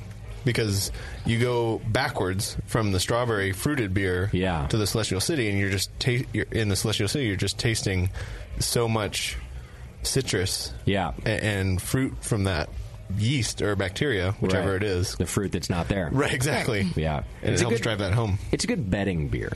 Yeah. You sit down with your beer nerd friend. I don't know what you mean by that. I heard about your friends. You sit down with your beer nerd friend and you go, I will bet you $50 there's no fruit in this beer. Oh, betting. Betting. I heard betting. Oh, sorry. Yeah, I don't enunciate. Betting beer. No, I'm talking about betting. And I'm talking about winning $50 from my friend. Yeah. And you go, I bet you $50 there's no fruit in this beer. And let them try it. And they'll be like, no, there's got to be fruit in that beer. Yeah. Easy $50. Especially putting them in a lineup. Yeah. With other fruited beers. There's no way they would pick that one. Or you could do the lineup and go, okay, you got to call each one. Which one has fruit, which one doesn't. Yeah. And some beer nerds are going to win some money on this. That's amazing. I love that you guys think Celestial City is this crazy fruited beer, because for us it's like this, funky, earthy, I mean, it's fruity in a Brett way, but we just love that beer as well. It is fruity in a Brett way. It's fruity in the way, actually, that some IPAs and pale ales are fruity right now. So I would almost, you can get those kind of citrusy notes from hops.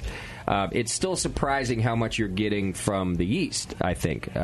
But to me, it's fruity in that way. So actually, the bet is probably not a sure thing. It's about a 70-30 that you might win the fruit bet. If you include like zest and things like that in it. I'm not saying like there's fresh oranges or something in Celestial City. Yeah. Guys, I don't know if I'm going to win this bet. I'm not sure. See, we're gonna make so many layers. Well, I'm going to bed, Andrew. Everybody else, I'm betting. Yeah, you get the betting beer. You get the betting beer, yeah. Oh, hell. That must be a Northern California accent or something. He's talking slower. It's fine. Exactly. I think it's I'm nearing retirement accent is what it is. Well, all these sour beers, all the beers in general, you guys are just killing it. So you're doing a good job in the barrel room there. Now, is it both of these are stainless? The last two that we've had, or have we had anything from a barrel yet? The Glimmer Void was barreled. It is barreled. Red wine barrels. Oh, that's right. Yeah. Okay. The two before that were both stainless, only Celestial City and Order of Hermes. Okay. Where'd you get your red wine barrels? Are you allowed to say? Yes. We get them. We've gotten them from various places, but some of our favorite barrels are from a winery called Cinquenan in SQN. I don't know if you know of them, but they're like kind of friends of ours, and they make incredible wine and barrels. So. Yeah, I don't know. They're neutral. Well, some of them are neutral. That's what I was going to ask. All sorts of stuff from them. We get neutral. We get it's complicated. We get all sorts of wine barrels from them. We get neutral wine barrels. We get French oak. We get American oak. We get stuff that seriously has wine and pomace in it. And then we'll put the beer in them, and we figure that the amount of beer that we're putting in the barrels, or amount of beer that we're putting in, and the barrels that we're filling, we'll be able to blend back and find what we want. So for a beer like Glimmer Void, we're looking through multiple barrels, and we're choosing different ones from 2 different batches and many years as well. I should say 2 different beers and many batches. And choosing them, and then choosing something that goes for like more of that strawberry character.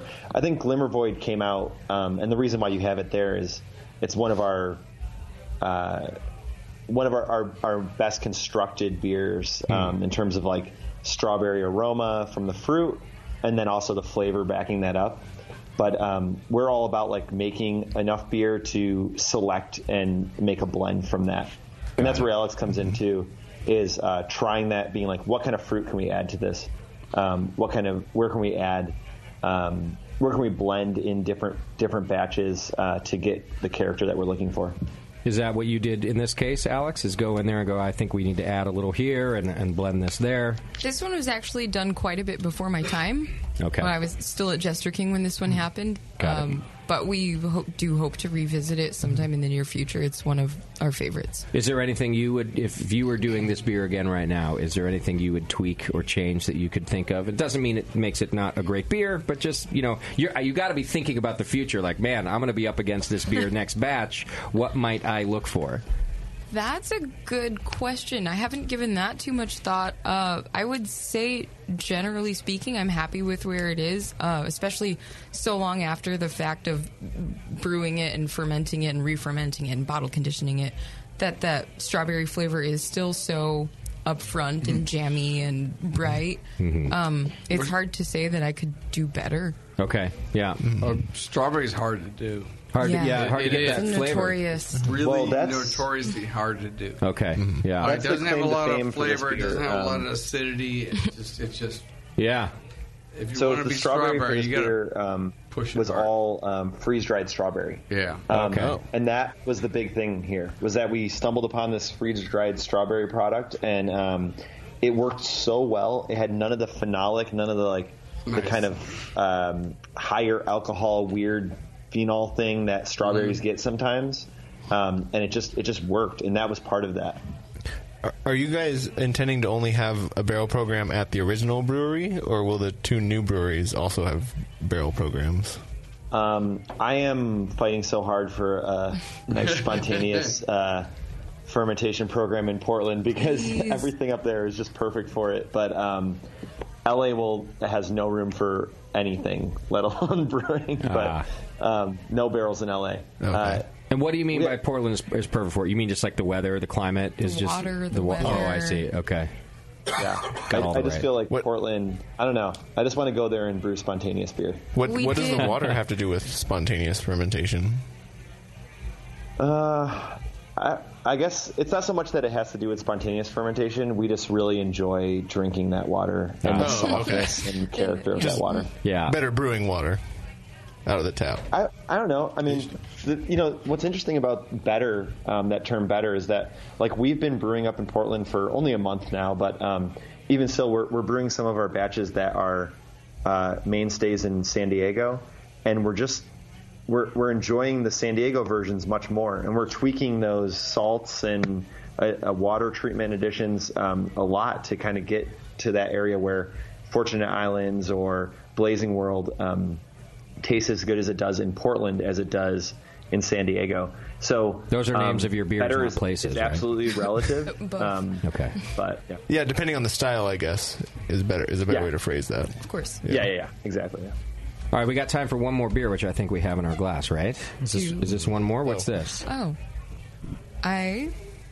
This is Stencil the Crew double IPA. Yeah. Okay. So this is Stencil Crew. Great. So now we're into the. This is perfect. I need an IPA right now after the sour. We've got you. Good.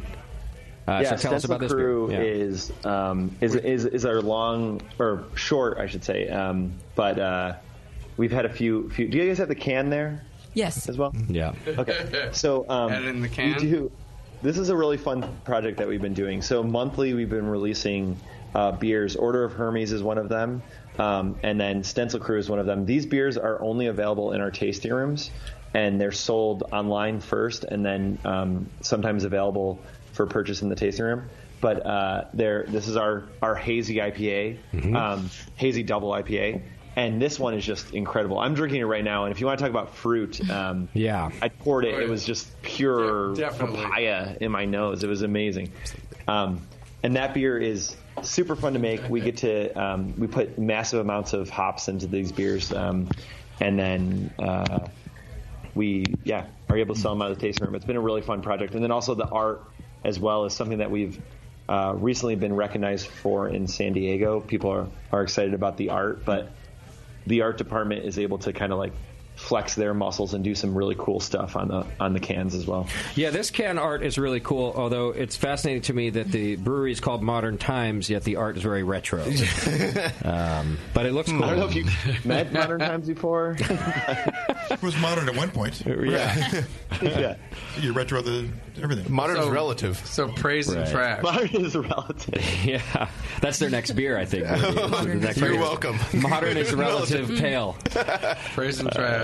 Yeah. Now this is I like this beer a lot too, and it's interesting. You get a lot of that fruit up front, but I actually get, and I don't often get this in hazy IPAs, kind of the green grassy hop flavor in the tail end of it. Of the aroma or flavor? The flavor. Yes. Which I really like. It's a good. Sometimes the fruit. It can almost just be too much, and this one has a big burst of fruit, and then it goes away to kind of green, which I really like. A little pine, a little grassy. I like this beer too. I think that's a great observation. We've definitely noticed that with the way that we make and we like our hazy IPA is it has to have a finish. That finish is we'll use things like Simcoe and Denali, and Denali's a newer hop, but it's still really nice, and it'll give it that finish and have a little bit of bitterness. Our beers brewed in Portland in this style are quite a bit different, and I think that's okay. We're totally okay with that, with things being different in Portland than they are in San Diego, and if you come to the tasting room in San Diego or in LA or in Portland, you'll have a range of all those things. So that's what's really, really fun about working at Modern Times right now, is that we're brewing at 3 different locations, and they all have unique water profiles, and they're all making unique beer. Got it. That's a thing I've wondered about, actually, Andrew, if I can direct a question at you. Sure. Friendly fire. Can I have a raise? Intend to kind of like figure out which beers taste best at each location and to kind of focus on producing those ones there for every market? Or will we kind of brew all of them everywhere? Or like tailor recipes to the location. It's a great question. I'm going to go take a break. Alex is good at this. You just want to wrap up the show? Alex and I will just talk for like 45 minutes after this. We're having a meeting, guys. No, Alex, that's a great question, and I think it like speaks to what Modern Times is trying to do with all the different locations. This is not set up, by the way. Okay, this was not a setup question. This is an honest I can tell, actually, Alex. It seemed like a really genuine question. No, I feel like she was left out. And she's like just been thinking about blast this. it back in. So Go ahead, Andrew. Well, it's philosophical. It's what becomes of all the different locations, and part of the goal of having a brewery in Portland is to serve the local market. So the brewery in Portland will create the draft needs for the Pacific Northwest, which is Washington, Oregon, and a small amount of Idaho, and maybe Northern California. And on top of that, they'll brew beers that work well in Portland. San Diego obviously has a much bigger footprint than that in terms of its distribution.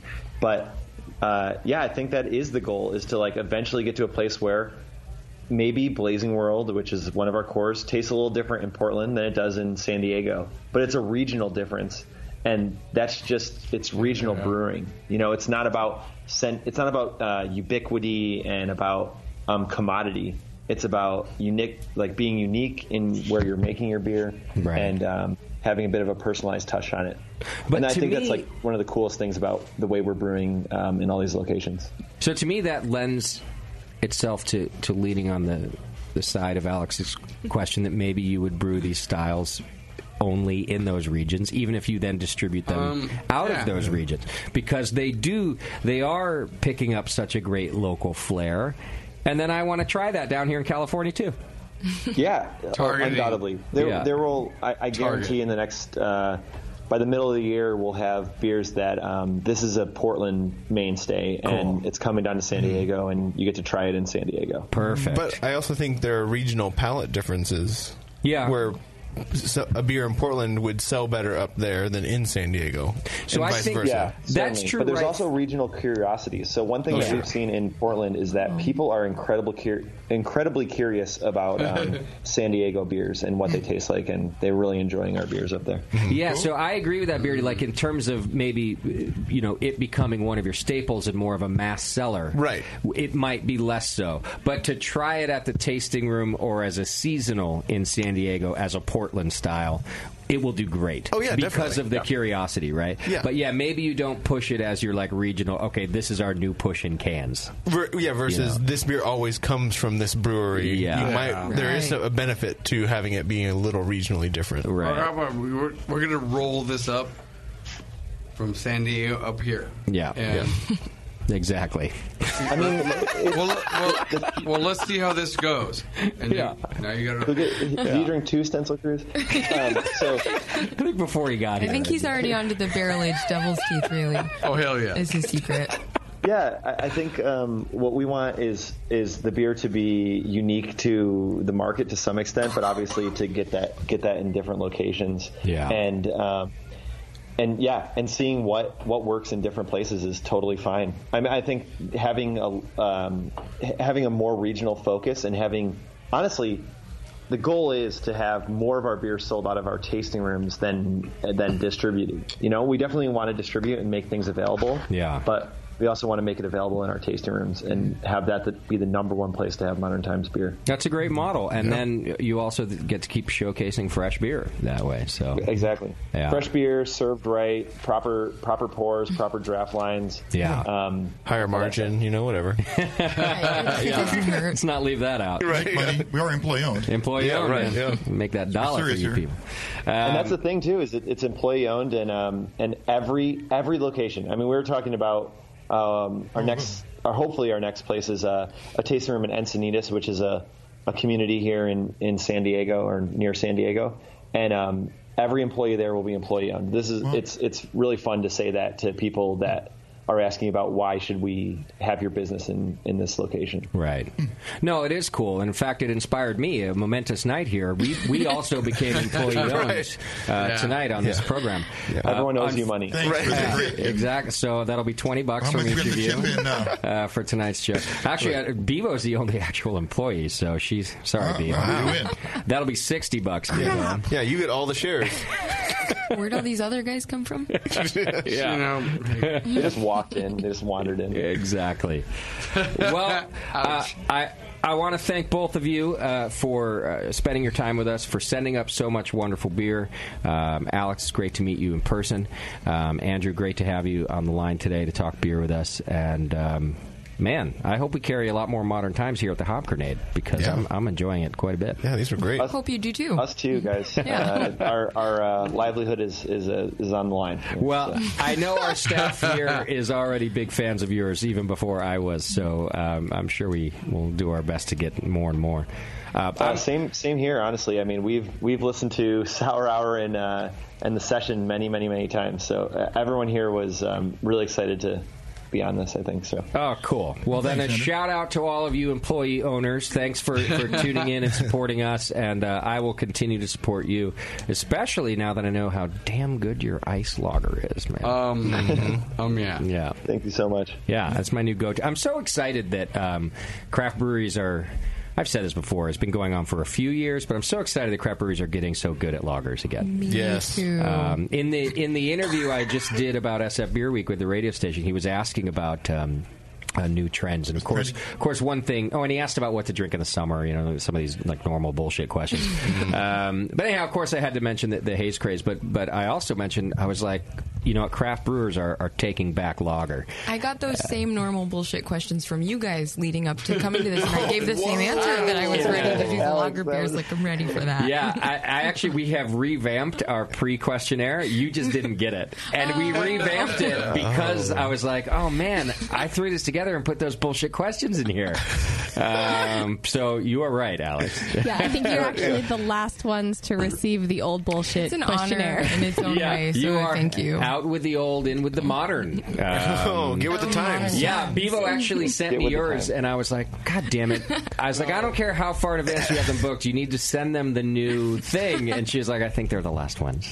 Well, I sent all of the questionnaires out at the beginning of the month, and I was like, and you sent me that, and I was like, oh. A day late. So. It's hard to have new questions, especially when you're lazy.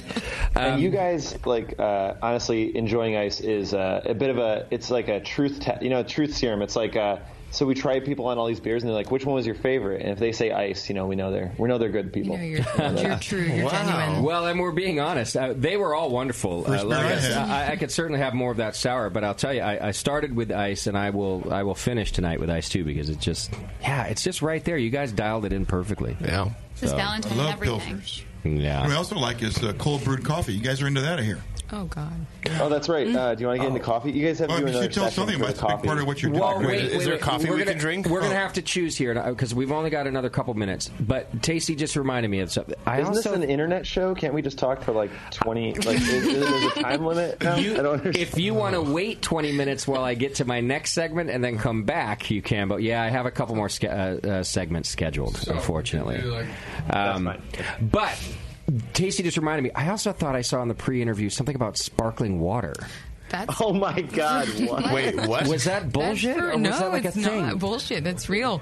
It's a thing. It's 8 o'clock. I would rather ask about sparkling water quickly than the cold brew coffee. Modern light. Alex, is it like La Croix? Describe the process. Is that what you're going? Alex, what is this sparkling water situation? So we have one of the perks of working at Modern Times has always been having sparkling water and kombucha and cold brew coffee in the break room. Okay. In the break room. Man, they have a break room. When I showed up there, someone had been making the sparkling water. I couldn't say where, but at some point it kind of dried up, and then there was no sparkling water, and I began to make the sparkling water. Okay. And initially it was just a recipe that was forwarded to me from an email, and I asked no questions. I'd never done this before and just started doing it.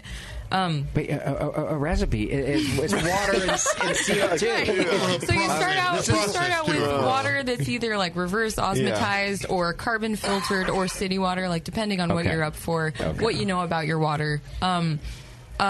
We get a water profile from the city, obviously, so we're able to start from there and modify it from there. But at the time, it was just take this water, like 5 barrels, add this much of these minerals, and just go. Got it. And I asked no questions, and I just did, and we made water, and it was sparkling water, and it was okay. But after doing that a couple of times, being not completely satisfied with it, I started to do my own, like, looking into it and seeing how we could change this and make this better, make it work better with our water profile. Okay. So I kind of started modifying the minerals that I was working with there, and then also we started adding flavors to it, and it was kind of a whirlwind thing where I was just making it for the kegerator in the office, and then all of a sudden they were shipping it up to Portland for the tap room and to LA for the tap room, and suddenly I can't keep up with how much sparkling water we're moving through. How cool is that? But it's just for like staff and customers in the tap rooms or something, exactly, right? yeah. Okay. Yeah. So you're not even selling we it. serve it. No, we serve it. You serve and it, we yeah. sell it, Yeah, and in the it's tap called Bubble Party. Bubble Party. You do sell it. It's a product that you... Yeah, in the Okay. tap rooms, for sure. I see. If you see cans of Bubble Party by Modern Times, don't be surprised in the future. It's something we've kicked around. It's probably brilliant. Like, here I am kind of making fun of you, right, about this whole recipe bullshit. Right. But the truth is, this sounds brilliant. I do. I have to measure out and add in 4 or 5 different minerals for it. It's not quite just putting water into a tank and force carbing it, but it does. So it's not there's a a soda little stream. bit to it, and there's actually not really that much information like publicly available about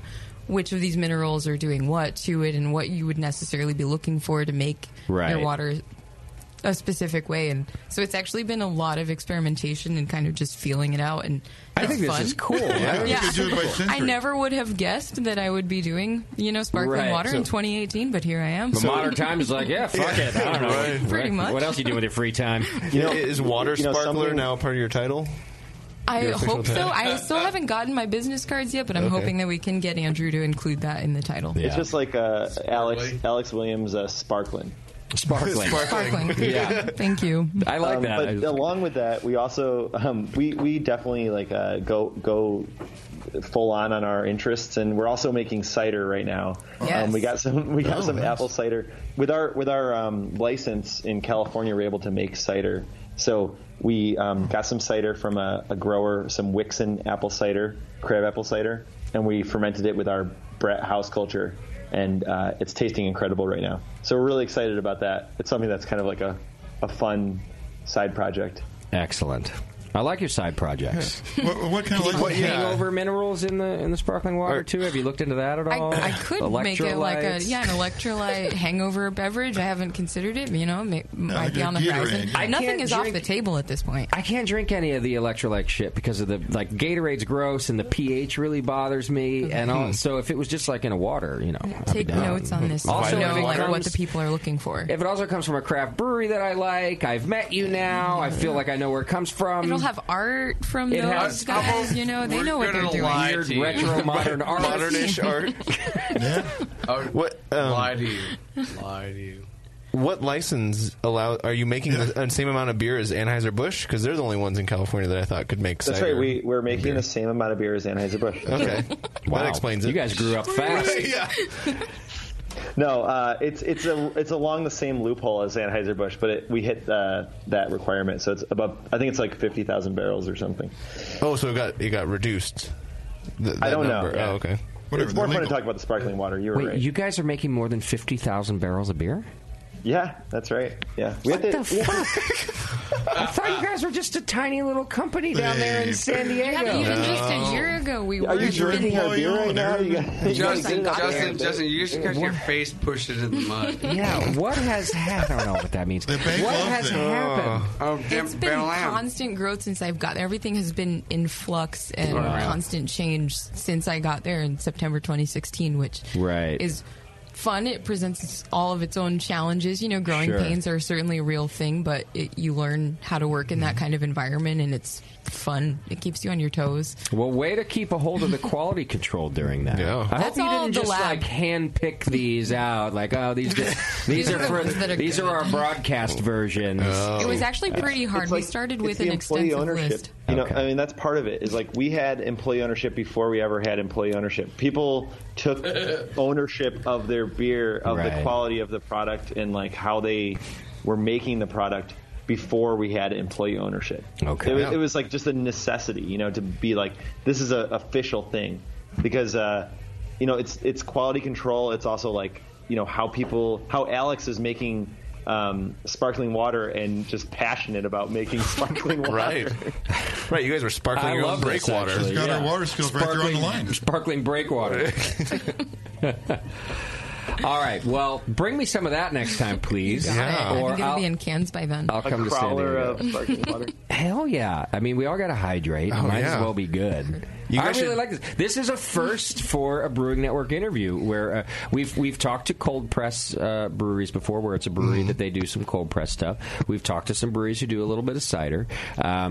We've never talked to a brewery who's making sparkling water. If you guys could can before all NHC's happening in June, you could be the official hydrators of NHC. Of BNA.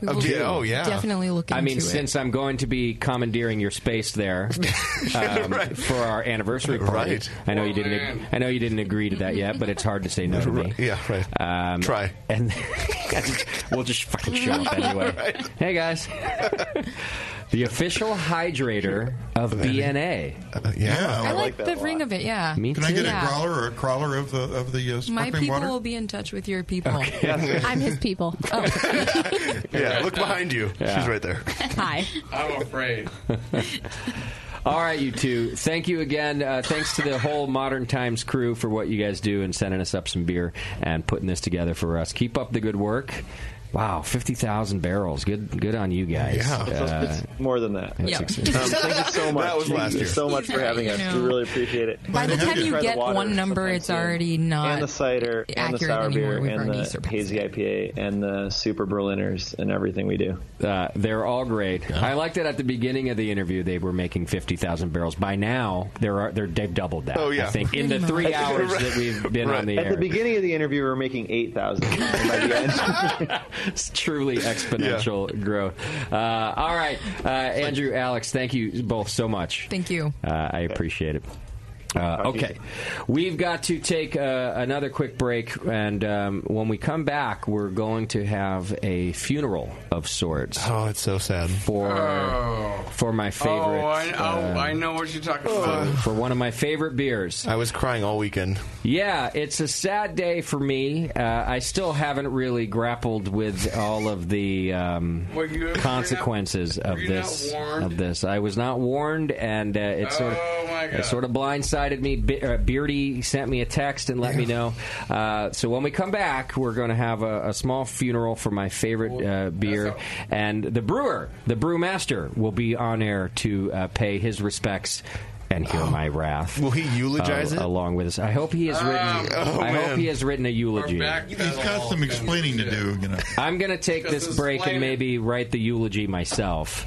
Hang in there. We're going to do that when we come back. And also, don't forget about Beersmith. You can get your free 21-day trial of the Beersmith brewing software. Go to beersmith.com. It works on all the computers you need it to work on. It does everything you need it to do and more. He's got a podcast. He's got video tutorials. And I guarantee you it's the best thing you've ever seen or ever used in terms of making recipes and planning your brew day. Go to beersmith.com and get your free trial. All right. We're going to take a quick break. And when we come back, a Brewing Network funeral. It's not, don't worry, it's not me or Tasty. I never even put this beer on the death pool. The break's not over yet. Yet it's here. Hang in there, it's the session. We'll be right back.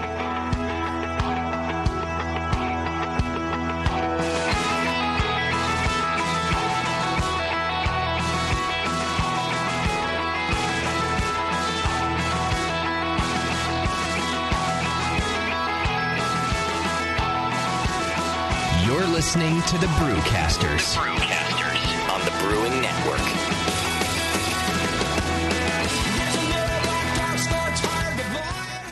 Since 1979, Williams Brewing has offered the finest equipment and freshest ingredients and the best customer service in the business. Check out their brand new patent-pending Mash and Boil 110-volt electric mashing and boiling unit. This compact all-stainless unit lets you mash, sparge, and boil just about anywhere that has a 110-volt plug. Double-wall construction adds to efficiency and safety, and a precise thermostat keeps temperatures where you want them. Unlike insulated buckets and converted coolers, multiple temperature rest mashing is easy to do, all for under $300. They also feature the Mark II work pump, a magnetic drive high-temperature pump that does the work of pumps that cost twice as much, as well as exclusive Brewer's Edge regulators and quality Keg King kegs and disconnects. Check them out today at williamsbrewing.com to brews their vast selection. With over 20 years of experience making world-class craft beer and more than 100 gold medals in international competitions, Moylan's Brewing Company is not just a pretty face in craft beer. Just ask Brendan Moylan. What do we got here? The beer of the hour. Moylan's, gotta love that big M. It's like a sign of awesomeness. Woo-hoo! It's got an extra kick to it. Let's pour this bad boy. Oh, yeah. Oh, Moylan's. The end of the night when the kids are finally in bed, the wife's in bed, nobody's bothering your ass anymore. That's Moylan's time. Moylan's is for you. Yeah. It's to help you out. Yeah. It helps me out. What? Well, because it's freaking awesome. Northern California brewed. It's brewed with love. With love? Oh, yeah. Tremendous. And it's always best where? Moylan's. You gotta try it on tap at Moylan's in Novato. They're friggin' awesome. Not only because I own the brewery, because I love the beer. Cheers! Boom. Kilt Lifter Scotch Ale takes big beers to a whole new level with rich malt balanced perfectly with delicate hops, and now comes in 4-pack tall boy cans so you can take the party on the go. Or come to the brewery, take a tour, and try any of Moylan's fresh creations right from the source. Check them out at moylans.com. Hey, my brewing brothers and sisters. This is Jamel Zainasheff, and I want to tell you about Heretic Evil Twin. You might be familiar with my homebrew recipe, which uses massive late hopping to create a balance between the malty sweet and the hoppy bitter, along with an outrageous malt and hop character. I wanted a beer with the same bold hop and malt character, so we played around with the homebrew recipe until we were able to make a great commercial version too. We've created a beer rich in malt character, full of caramel, toast, biscuit, and an ever so subtle roast note. On top of that, we piled in an insane amount of Citra and Columbus hops at the end of the boil, as well as in dry hopping. This damn-the-cost approach to hopping gives Heretic's Evil Twin a great blast of citrus and tropical fruit that can't be matched by any other hop. The result is a bold, malty, hoppy, but easy-drinking beer. This is our top seller, our flagship beer, and I couldn't be prouder of it. Cheers.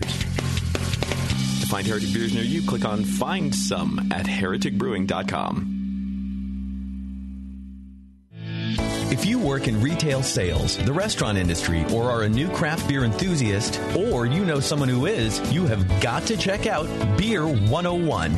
Beer 101 is an online course created for anyone wanting a quick introduction to the vast world of craft beer. Beer 101 covers the history of beer, brewing ingredients and processes, vital stats like ABV, SRM, IBU, and gravity, styles, tasting, glassware, and pairing beer with food. The Beer 101 course is offered by the Brewers Association at craftbeer.com. Also home to the truly awesome Beer Style Finder, a visual guide to every beer style. Quickly play with color, bitterness, and alcohol content to interactively explore the entire world of beer styles with a gorgeously designed interface to your favorite beverage. The new Beer 101 course and new Beer Style Finder are only available at craftbeer.com. Craftbeer.com, celebrating the best of American beer.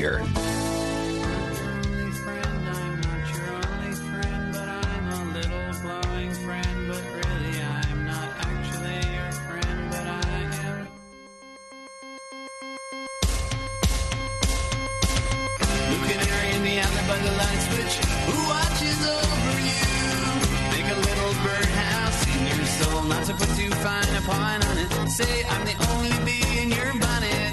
Make a little birdhouse in your soul. I have a secret to tell from my electrical well. It's a simple message and I'm leaving out the whistles and bells. So the room must listen to me, filibuster vigilantly. My name is Blue Canary, one note spelled L-I-T-E.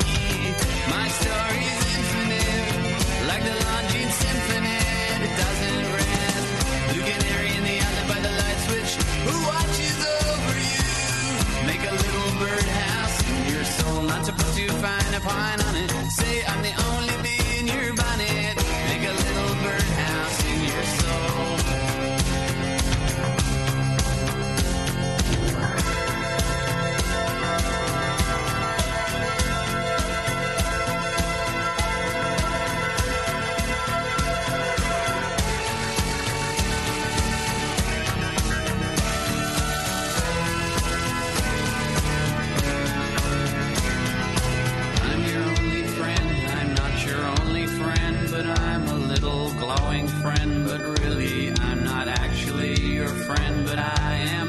There's a picture opposite me of my primitive ancestry, which stood on rocky shores and kept the beaches shipwreck free. Though I respect that a lot, I'd be fired if that were my job. After killing Jason Hawk and countless screaming Argonauts, blue bird of friendliness, like guardian angels, it's always near. Blue canary in the outlet by the light switch, who watches over you? Make a little birdhouse in your soul, not to put too fine a point on it. Say I'm the only bee in your bonnet.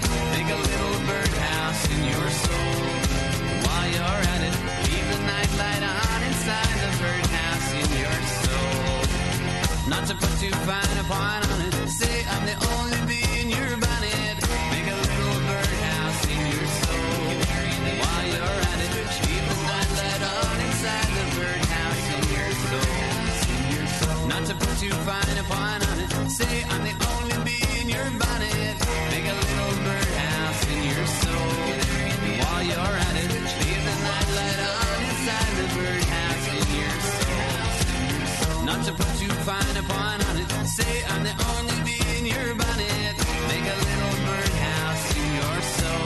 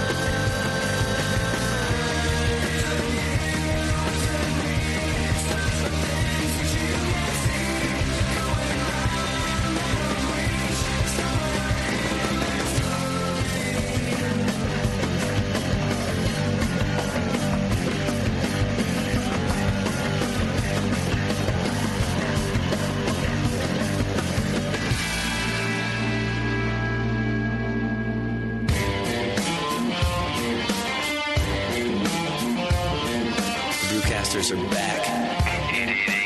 888-401-BEER. Whatever.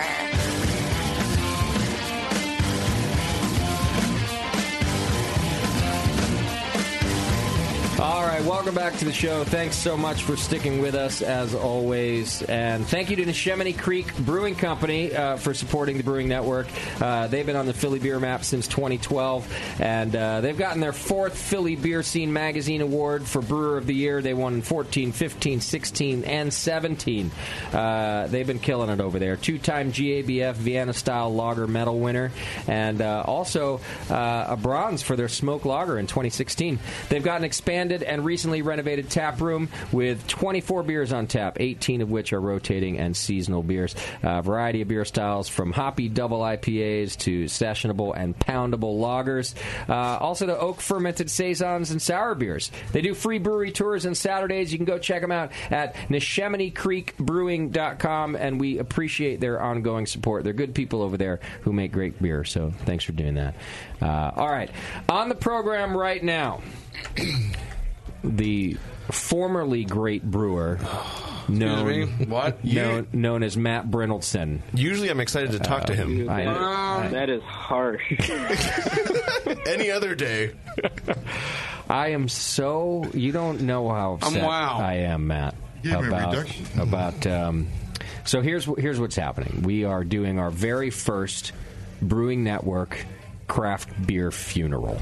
Yes. Right now on the program for what is my favorite pale ale on the planet we call Earth.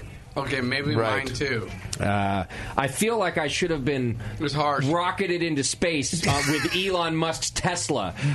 If I had known this was happening, you would have rather. I would rather with his Tesla. be in the frigid cold of space on my way to Mars, and not have known that this was happening.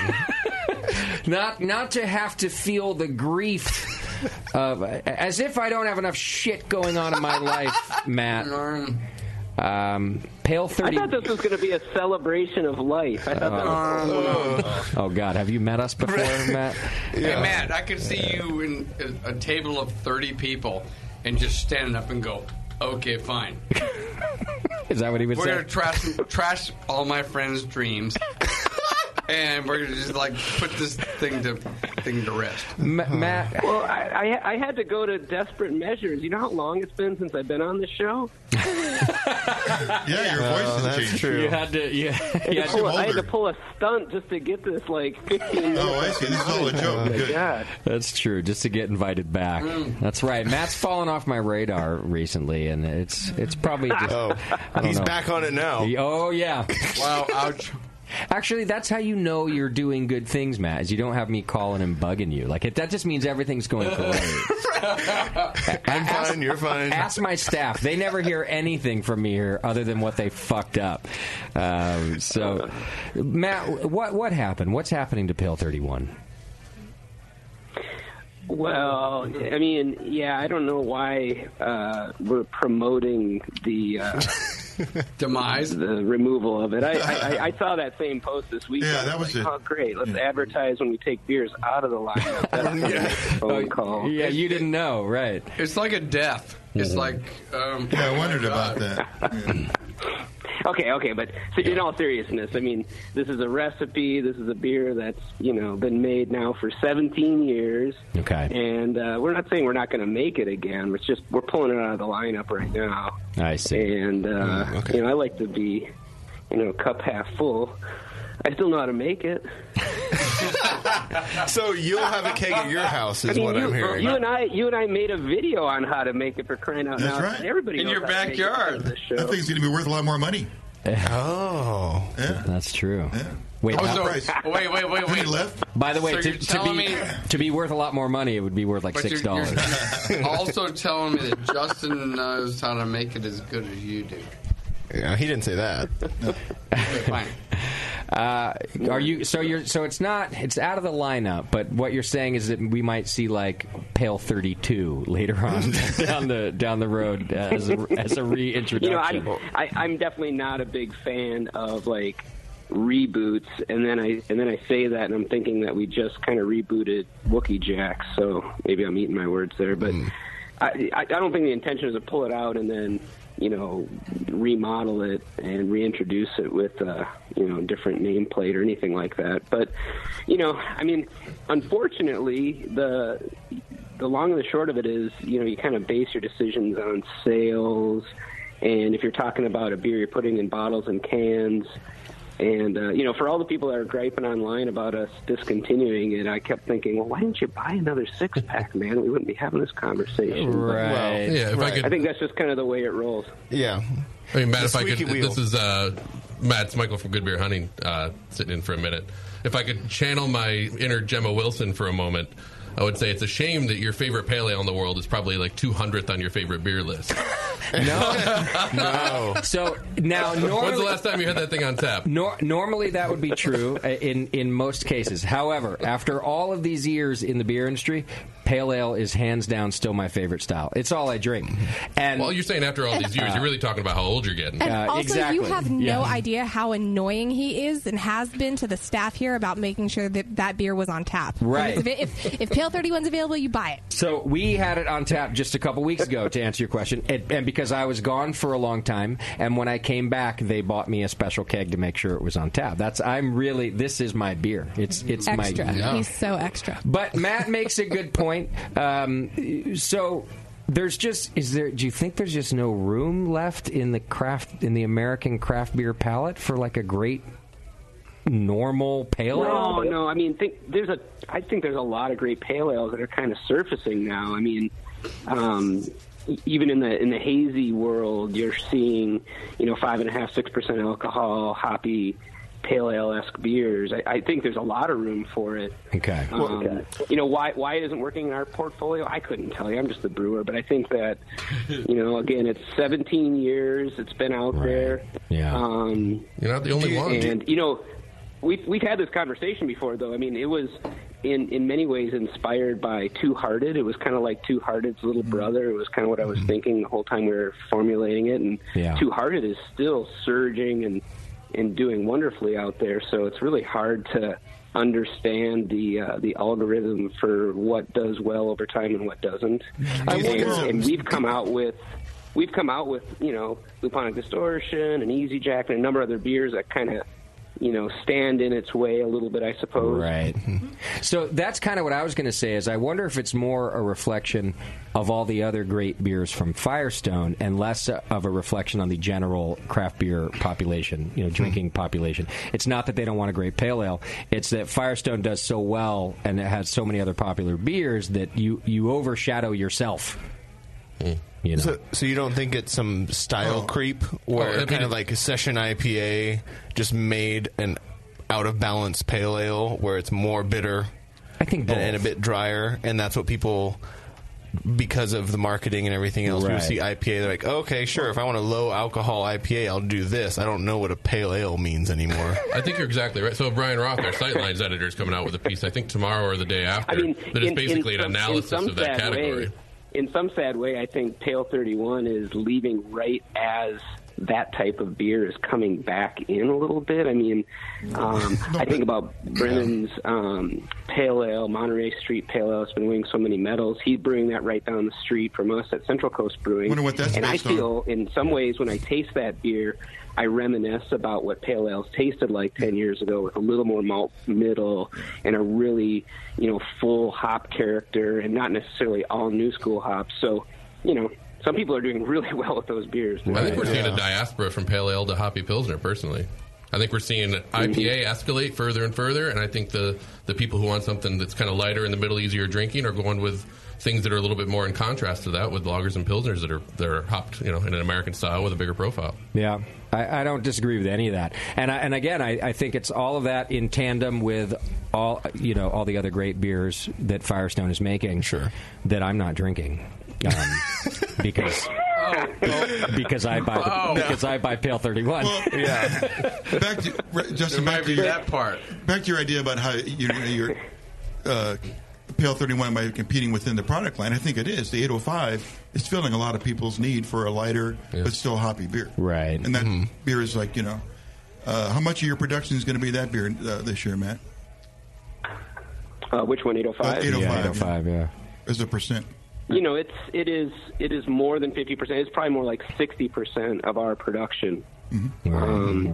And we still make a ton of IPAs. No, and Union Jack somehow, some way. Ton of 805. Although it was it was born 5 or 6 years after Pale 31, is still doing really well for us. So I'm glad to hear that, because for a moment I heard the rumor that Union Jack was going to get the axe. Silence. Well, if you believe what you read on social media, we signed a deal with the devil. We're going to pass everything but 805. Right. And, I mean, as much as I would love to blame the Belgians, because I'm American and it's great to blame other countries for things, to me, this rests squarely on your small shoulders, Matt. I blame you. Oh, wow. I was going to blame the beer consumer, but, Yeah, those idiots. Yeah. No, I always need a scapegoat, and this time it's Matt. Well, the pale ale. Well, again, it was like he stopped visiting me, so I'm like, I'll kill his favorite beer, and maybe he'll call me. Did you realize how devastated I would be if I was responsible for the death of this beer? I would probably kill myself, man. Just going to say, this will be your funeral. It'd be rough.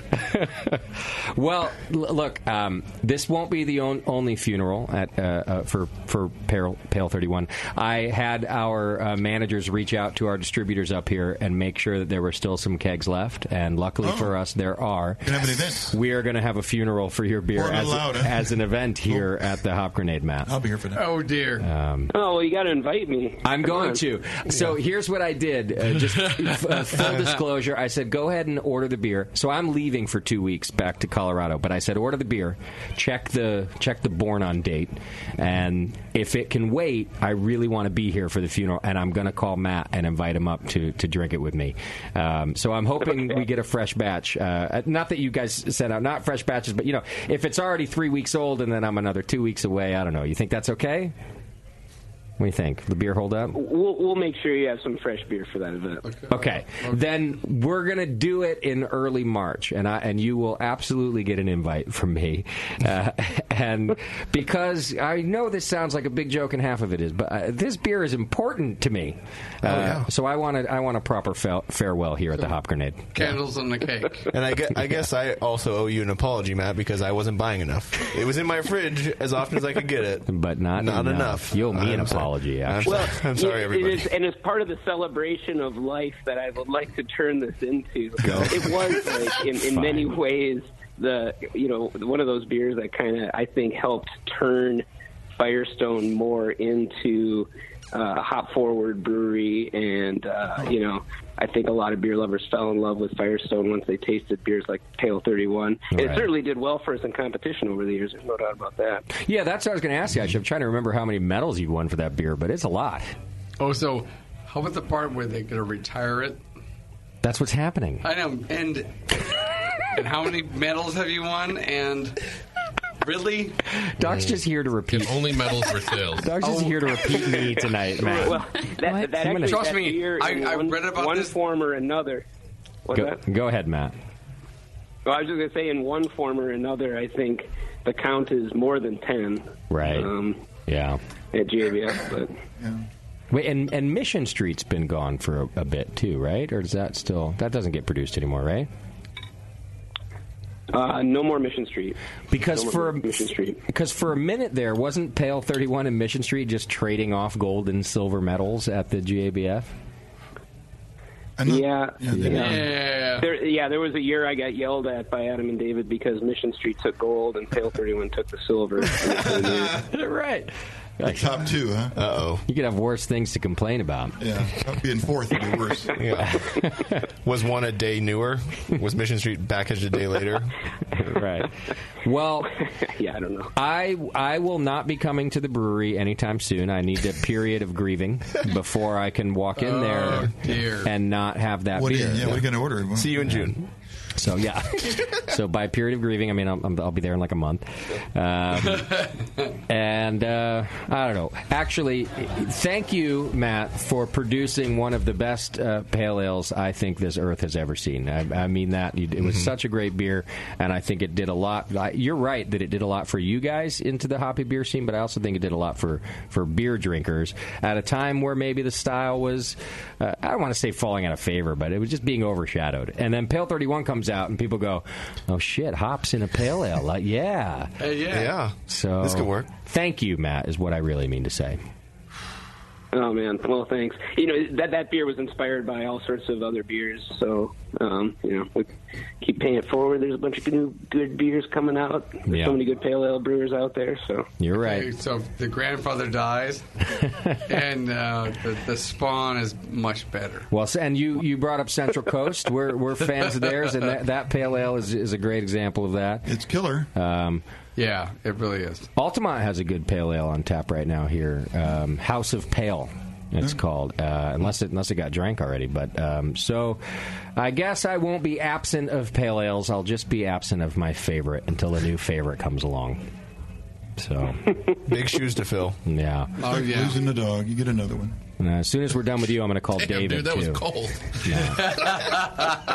Yeah. I'm going to call David off there. It brings up an interesting point, though. How long should a beer live before it's retired and something is rebooted? I mean, some beers live forever and ever, but I don't know what the lifespan of a beer. 17 years is a pretty good run. Yeah, that's a great run. So then, are you worried about bringing it back too soon? Like it wouldn't be like next summer seasonal. You would, because it's been going 17 years. You would want to give it some time. Is that what you're saying? Well, I haven't even had a chance to give it a thought because, as the brewer, I've been fighting to keep it alive. All right. Well, here's the marketing tip: as it comes back, don't put the word "pale" in the name. Okay. SK 31 returns or something. Oh yeah, or something like Just that. call it like Treinta Uno or something. And just change it up. I don't know. Treinta Uno. That's Spanish. Yeah, but you ask a great question, Matt. I guess beers do have a lifespan, both in a brewery's life and in the consumer's life, right? Like a style might not. Like pale ale's never going away. You're saying, oh God, please never go away. It's at its low point. It certainly has, but then it sort of reemerged as a hoppier style and all that. What happens? The people run up the stuff. They start drinking regular IPAs, double IPAs, triple IPAs, and they realize they can function on those beers. Sure. Where do they land? Like most of the brewers I know drink pale ales and lagers. That's what they drink all day. Yeah. Brewers. But it's also a testament to Firestone too. Like I mean, this isn't the first one that's gone away from a brewery. People just don't always give a shit. And this one, I think clearly Matt does, and other people care. But it does sound like it just had a lifespan. As a brewery grows. So that's always going to be. I like to think about beers as songs, and you're a band, and you've been playing that song for a really long time. So internally, I think everyone's like, we could take a break from that one for a while and leave that off the set list for a while. Yeah. I think it pains the fans more than anybody. But what's interesting is I didn't really think about this in the kind of chronology of it all, but Pale 31's taking a step back, and we're reintroducing Firestone Lager this year, and that's been off the playlist since 2007. Okay, wow. So we do have a history of bringing some stuff back, and Firestone Lager is tasting better than ever, and I'm pretty stoked about that. That's exactly the contrast we're seeing in the market, though. The IPA things are going higher, and pale is kind of falling off to the lager pilsner side. The lager's coming back, yeah, that's true. See, Justin, it can be like it'll resurrect. It can be the Jesus of beers. You guys are so positive. Matt said the band could get back together. Yeah, but in the meantime, the band's not breaking up. We're just not playing that song. Okay, you're not breaking up, but you're the band who goes on tour with the new album, and all I have to hear is the new fucking album. I don't get to hear all my favorite songs. Not even an encore, right? So I gotta wait. I gotta wait. I gotta wait through 17 songs I don't give a shit about. There's 100 cover bands out there doing pale ales. That'll be just fine. That's true. They're great songs, and but he's still angry at the end of the night, man. It's like, really? You don't see the Rolling Stones going on tour and not playing "Sympathy for the Devil." Oh yeah, right. Mick don't go out there and make us happy for no reason. Right, now I expect Matt to dance monkey like all of these other poor bands that have to dance monkey for idiots like me. Yeah. The Rolling Stones haven't played a show where they didn't play Satisfaction for the last 50 years. Ever. Don't you just have a small system? You can just keep me supplied, Matt. You just make you're being compared to really old bands right now, Matt. Hey, Justin, just keep making CDs. Yeah, that's CDs. Now I finally have to master that recipe myself, Matt. Yes. Pay attention. But thank you for doing it. You know, you guys could come down. We could brew it on the propagator system in a couple months, and then you guys can have kegs up north. And I'm in for the festival. I'm in. Be careful what you offer. I'm down for that. Yep. Oh, hell yeah, I'm in. All right, Matt. Hey, thanks for spending time with us. And, of course, onward and upward for Firestone. You guys are producing great beer. But I couldn't do this show without saying a little farewell to my favorite. So... I really appreciate it, and kind of miss you guys. We get together again soon. Yeah, absolutely. It has been too long. We'll come down and see you, and I don't know. I'll bring a pale ale from some company, and we can. Not your own? We can drink it together. At the Invitational.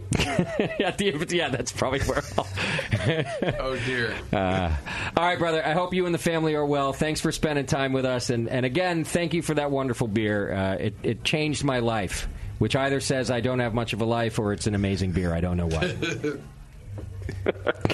All right, man. Take care, Matt. Bye, Matt. Thanks a lot for having me on. All right, brother. Bye. There you go.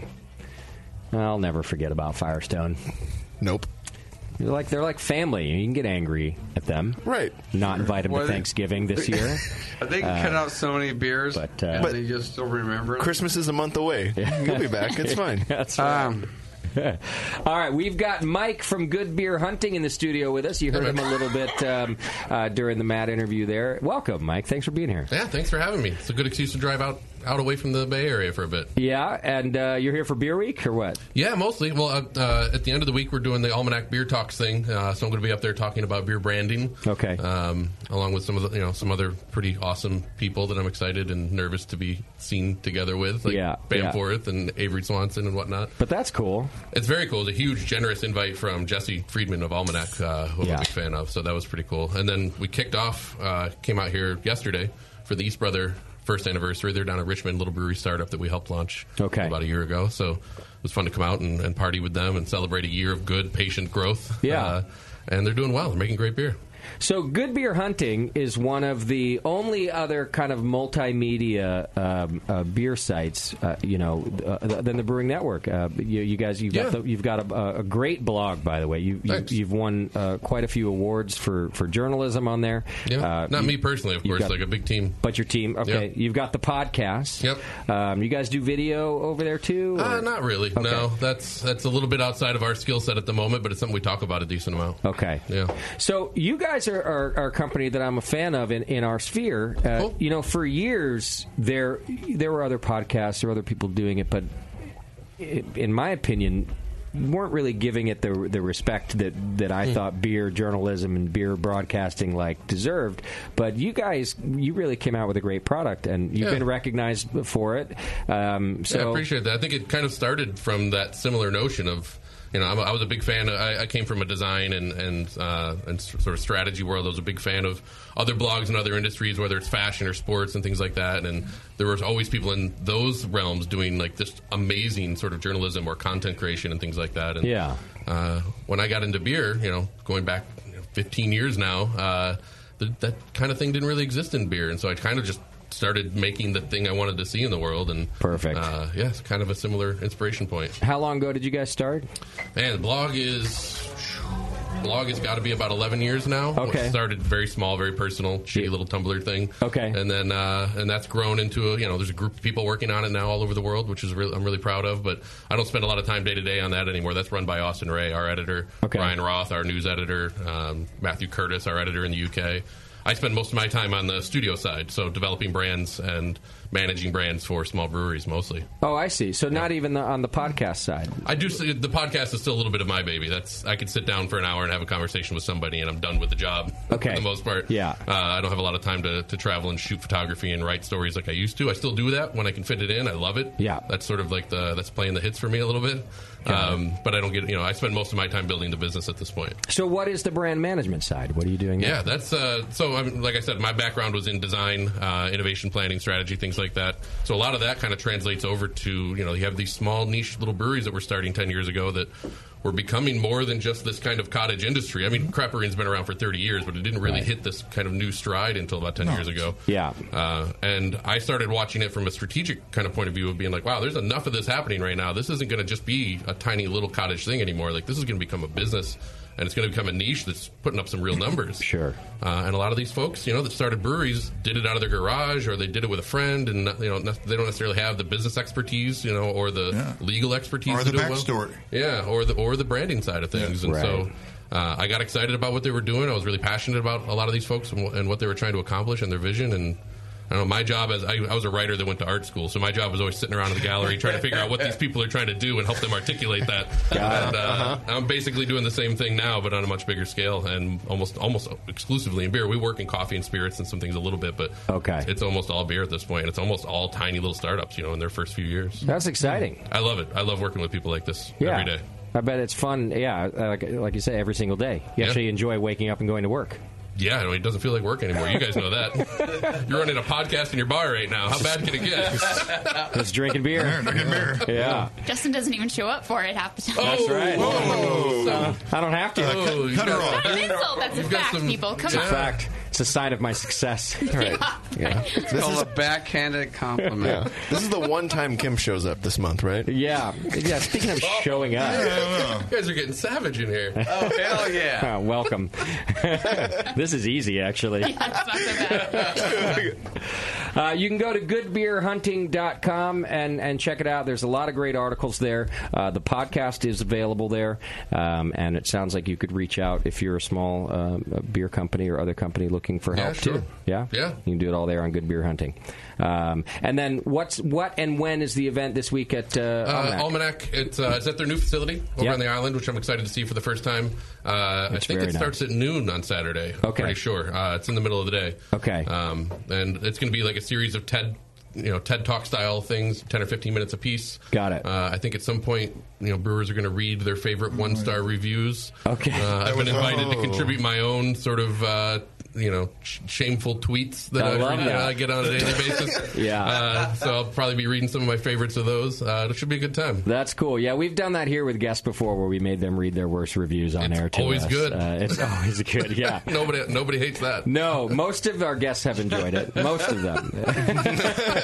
You have to feel it out ahead of time, right? Like, you got to meet the brewer and decide, does this person have a sense of humor? So you read them to them? No. No.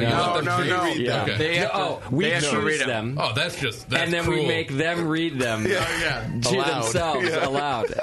Jesse has been at least generous in letting us choose our own. Okay. No, you gotta. Not enough, huh?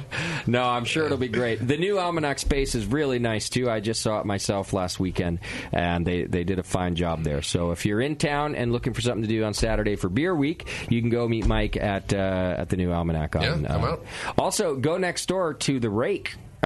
Which is Admiral Malting. Admiral Malting. Yeah, I'm excited to see that. It's really cool. One of the only traditional floor malting maltsters in North America. Yeah, certainly of that scale. There's a lot of tiny ones. Okay. I'm going over to see Mad Fritz, Niall Zaccarello over there tomorrow. Okay. Over in Napa, and he's doing a little bit of floor malting from what I understand, but it's this tiny, tiny little operation, just for his beers. Got it. Which is pretty cool. There's a lot more of that stuff kind of popping up, but we're seeing some more micro malting, but Admiral seems to be really set up for some ambition. Yeah. Talk about branding too. Their branding is. Yeah. What does a brand for a micro maltster look like? It doesn't look that cool. No, they did a cool job. Well, it's not their first rodeo. It is for malting, actually, but it's the owner of Magnolia and Thirsty Bear. They got together. Both of their restaurants are beautiful, and so they took those Especially design cues. Oh my god! Yeah, that's really cool. The food there is great too. Yeah. So I'm going to get both of them on the show actually to talk about the malting. We're going to get Ron and Dave in here because I think it'll make for. I just want to learn more about it. I'll be looking for that one. But check it out. Go to Almanac and see Mike from Good Beer Hunting, and you can go to Admiral Maltings while you're there. So, Beardy, you don't do anything on the weekends. You got to do something. Do something actually, useful. This weekend, I'm going to be at a Meet the Brewer event. What brewer are you meeting? Who's the brewer? And which brewer is that? I'm going to be taking notes. Wait, you're the brewer people are meeting? Well, they're showing up for 30 other brewers. I will also be at said event. Okay. So I'm sure my line will be very short. Right. But there's... Just say, you have a sign that says, want to feel the beard? You have the longest line there. That's true. Yeah. 3 questions. Okay, I'd rather have the short line. All right. So that's fine. All right. Put that thing in a ponytail. Where's your event? What are you doing? It's at Hermitage down in San Jose. Okay. They're doing yeah. a whole South Bay Meet the Brewer event as a part of SF Beer Week. Cool. And so that'll be this Saturday, and I will be there. All right. Lots of events happening. Go to sfbeerweek.com and check it all out. What do I have left to do here? Oh, Adam and Eve Valentine's Day is what? Really? Wednesday. Wednesday, yeah. I got my card here. Did they do rush orders? Wednesday. Don't tell my wife. It's a very important weekend. I'm sure she already told you. Come on. She probably No, did. if you ordered it today, you might be able to get it. That's right. Is it overnight? What's the deal with the show? My heart is fluttering. I don't know. You can. I don't know. Just go to adamandeve.com. They're offering 50% off just about any item, a free romance kit, a free DVD, and free shipping. You can use coupon code BNARMY. That's BNARMY, and then you can spice up your Valentine's Day. Plus, it helps us out too. So go to Adam and Eve, buy your dirty shit, BNARMY, and have a good time this Valentine's Day. You know, How for once. How good? For once. I'm going to be at the Hop Grenade in Fort Collins. I think they're doing like a painting and beer thing or some shit. Oh, yeah. that sounds romantic. Okay, can you like have? It's going to be me and Are you a the pale model? ale. Are you the model that everyone's going to be painting? Can you have stuff shipped in? They didn't ask me. Oh, which shit. is odd. Oh my God, have stuff shipped in. I should be the model. You should. The nude model. Maybe they at just the assumed you were available. Yeah. They must have. You know, it's like 20 degrees. Yeah, and you got that'll put people in and the no mood. fun. Yeah. Not the time you want to be painted. Oh, wait, so Justin's going to be outside I nude swear modeling? it's cold outside. That's what's happening. I have no talent. Right. I'm cold, and I have to nothing from Adam and Eve. So I'm just gonna paint some shit. I love Admin and Eve. It's a new for all your administrative needs. You can Post-it go notes. to Admin and Neve. Use code BNARMY. Neve, she kills the bag. Hey, that's the code. All right, everybody. Thanks for hanging out with us. Thanks to Modern Times Beer for being in the studio and sharing beer with us. Thanks to Mike from Good Beer Hunting. Thanks to Matt Brynelson from Firestone. And, all the thanks to everybody. Next week on the program, there is no program. It's our off week. Yay. I will be hanging out in Fort Collins. But the week after that, we've got a big show at the Fort Collins Hop Grenade with Zwei and Prost Brewing, plus Troubadour Malting. So it's a malt show about, malt. So it should be fun. Come see me at the Hop Grenade. We're off next week. Enjoy your San Francisco Beer Week. To those of you who are here, yourself included, Mike. Mike, where are you from? Chicago. In Chicago, okay. Yep, been there for about 15 years. One of the big cities I've always wanted to go to that never have. Oh, man, get out there. Yeah, I got to go check it out. Tall buildings and cold. Not in the summer, right? I don't know. I'm going to go in the summer. It's 20 degrees with a foot of snow Tall right now. buildings and cold. And I love it. And you like the cold. I love the winter. Okay. Still cold. God bless you. All right. Thanks for tuning in, and we'll see you in a couple weeks, everybody. Cheers.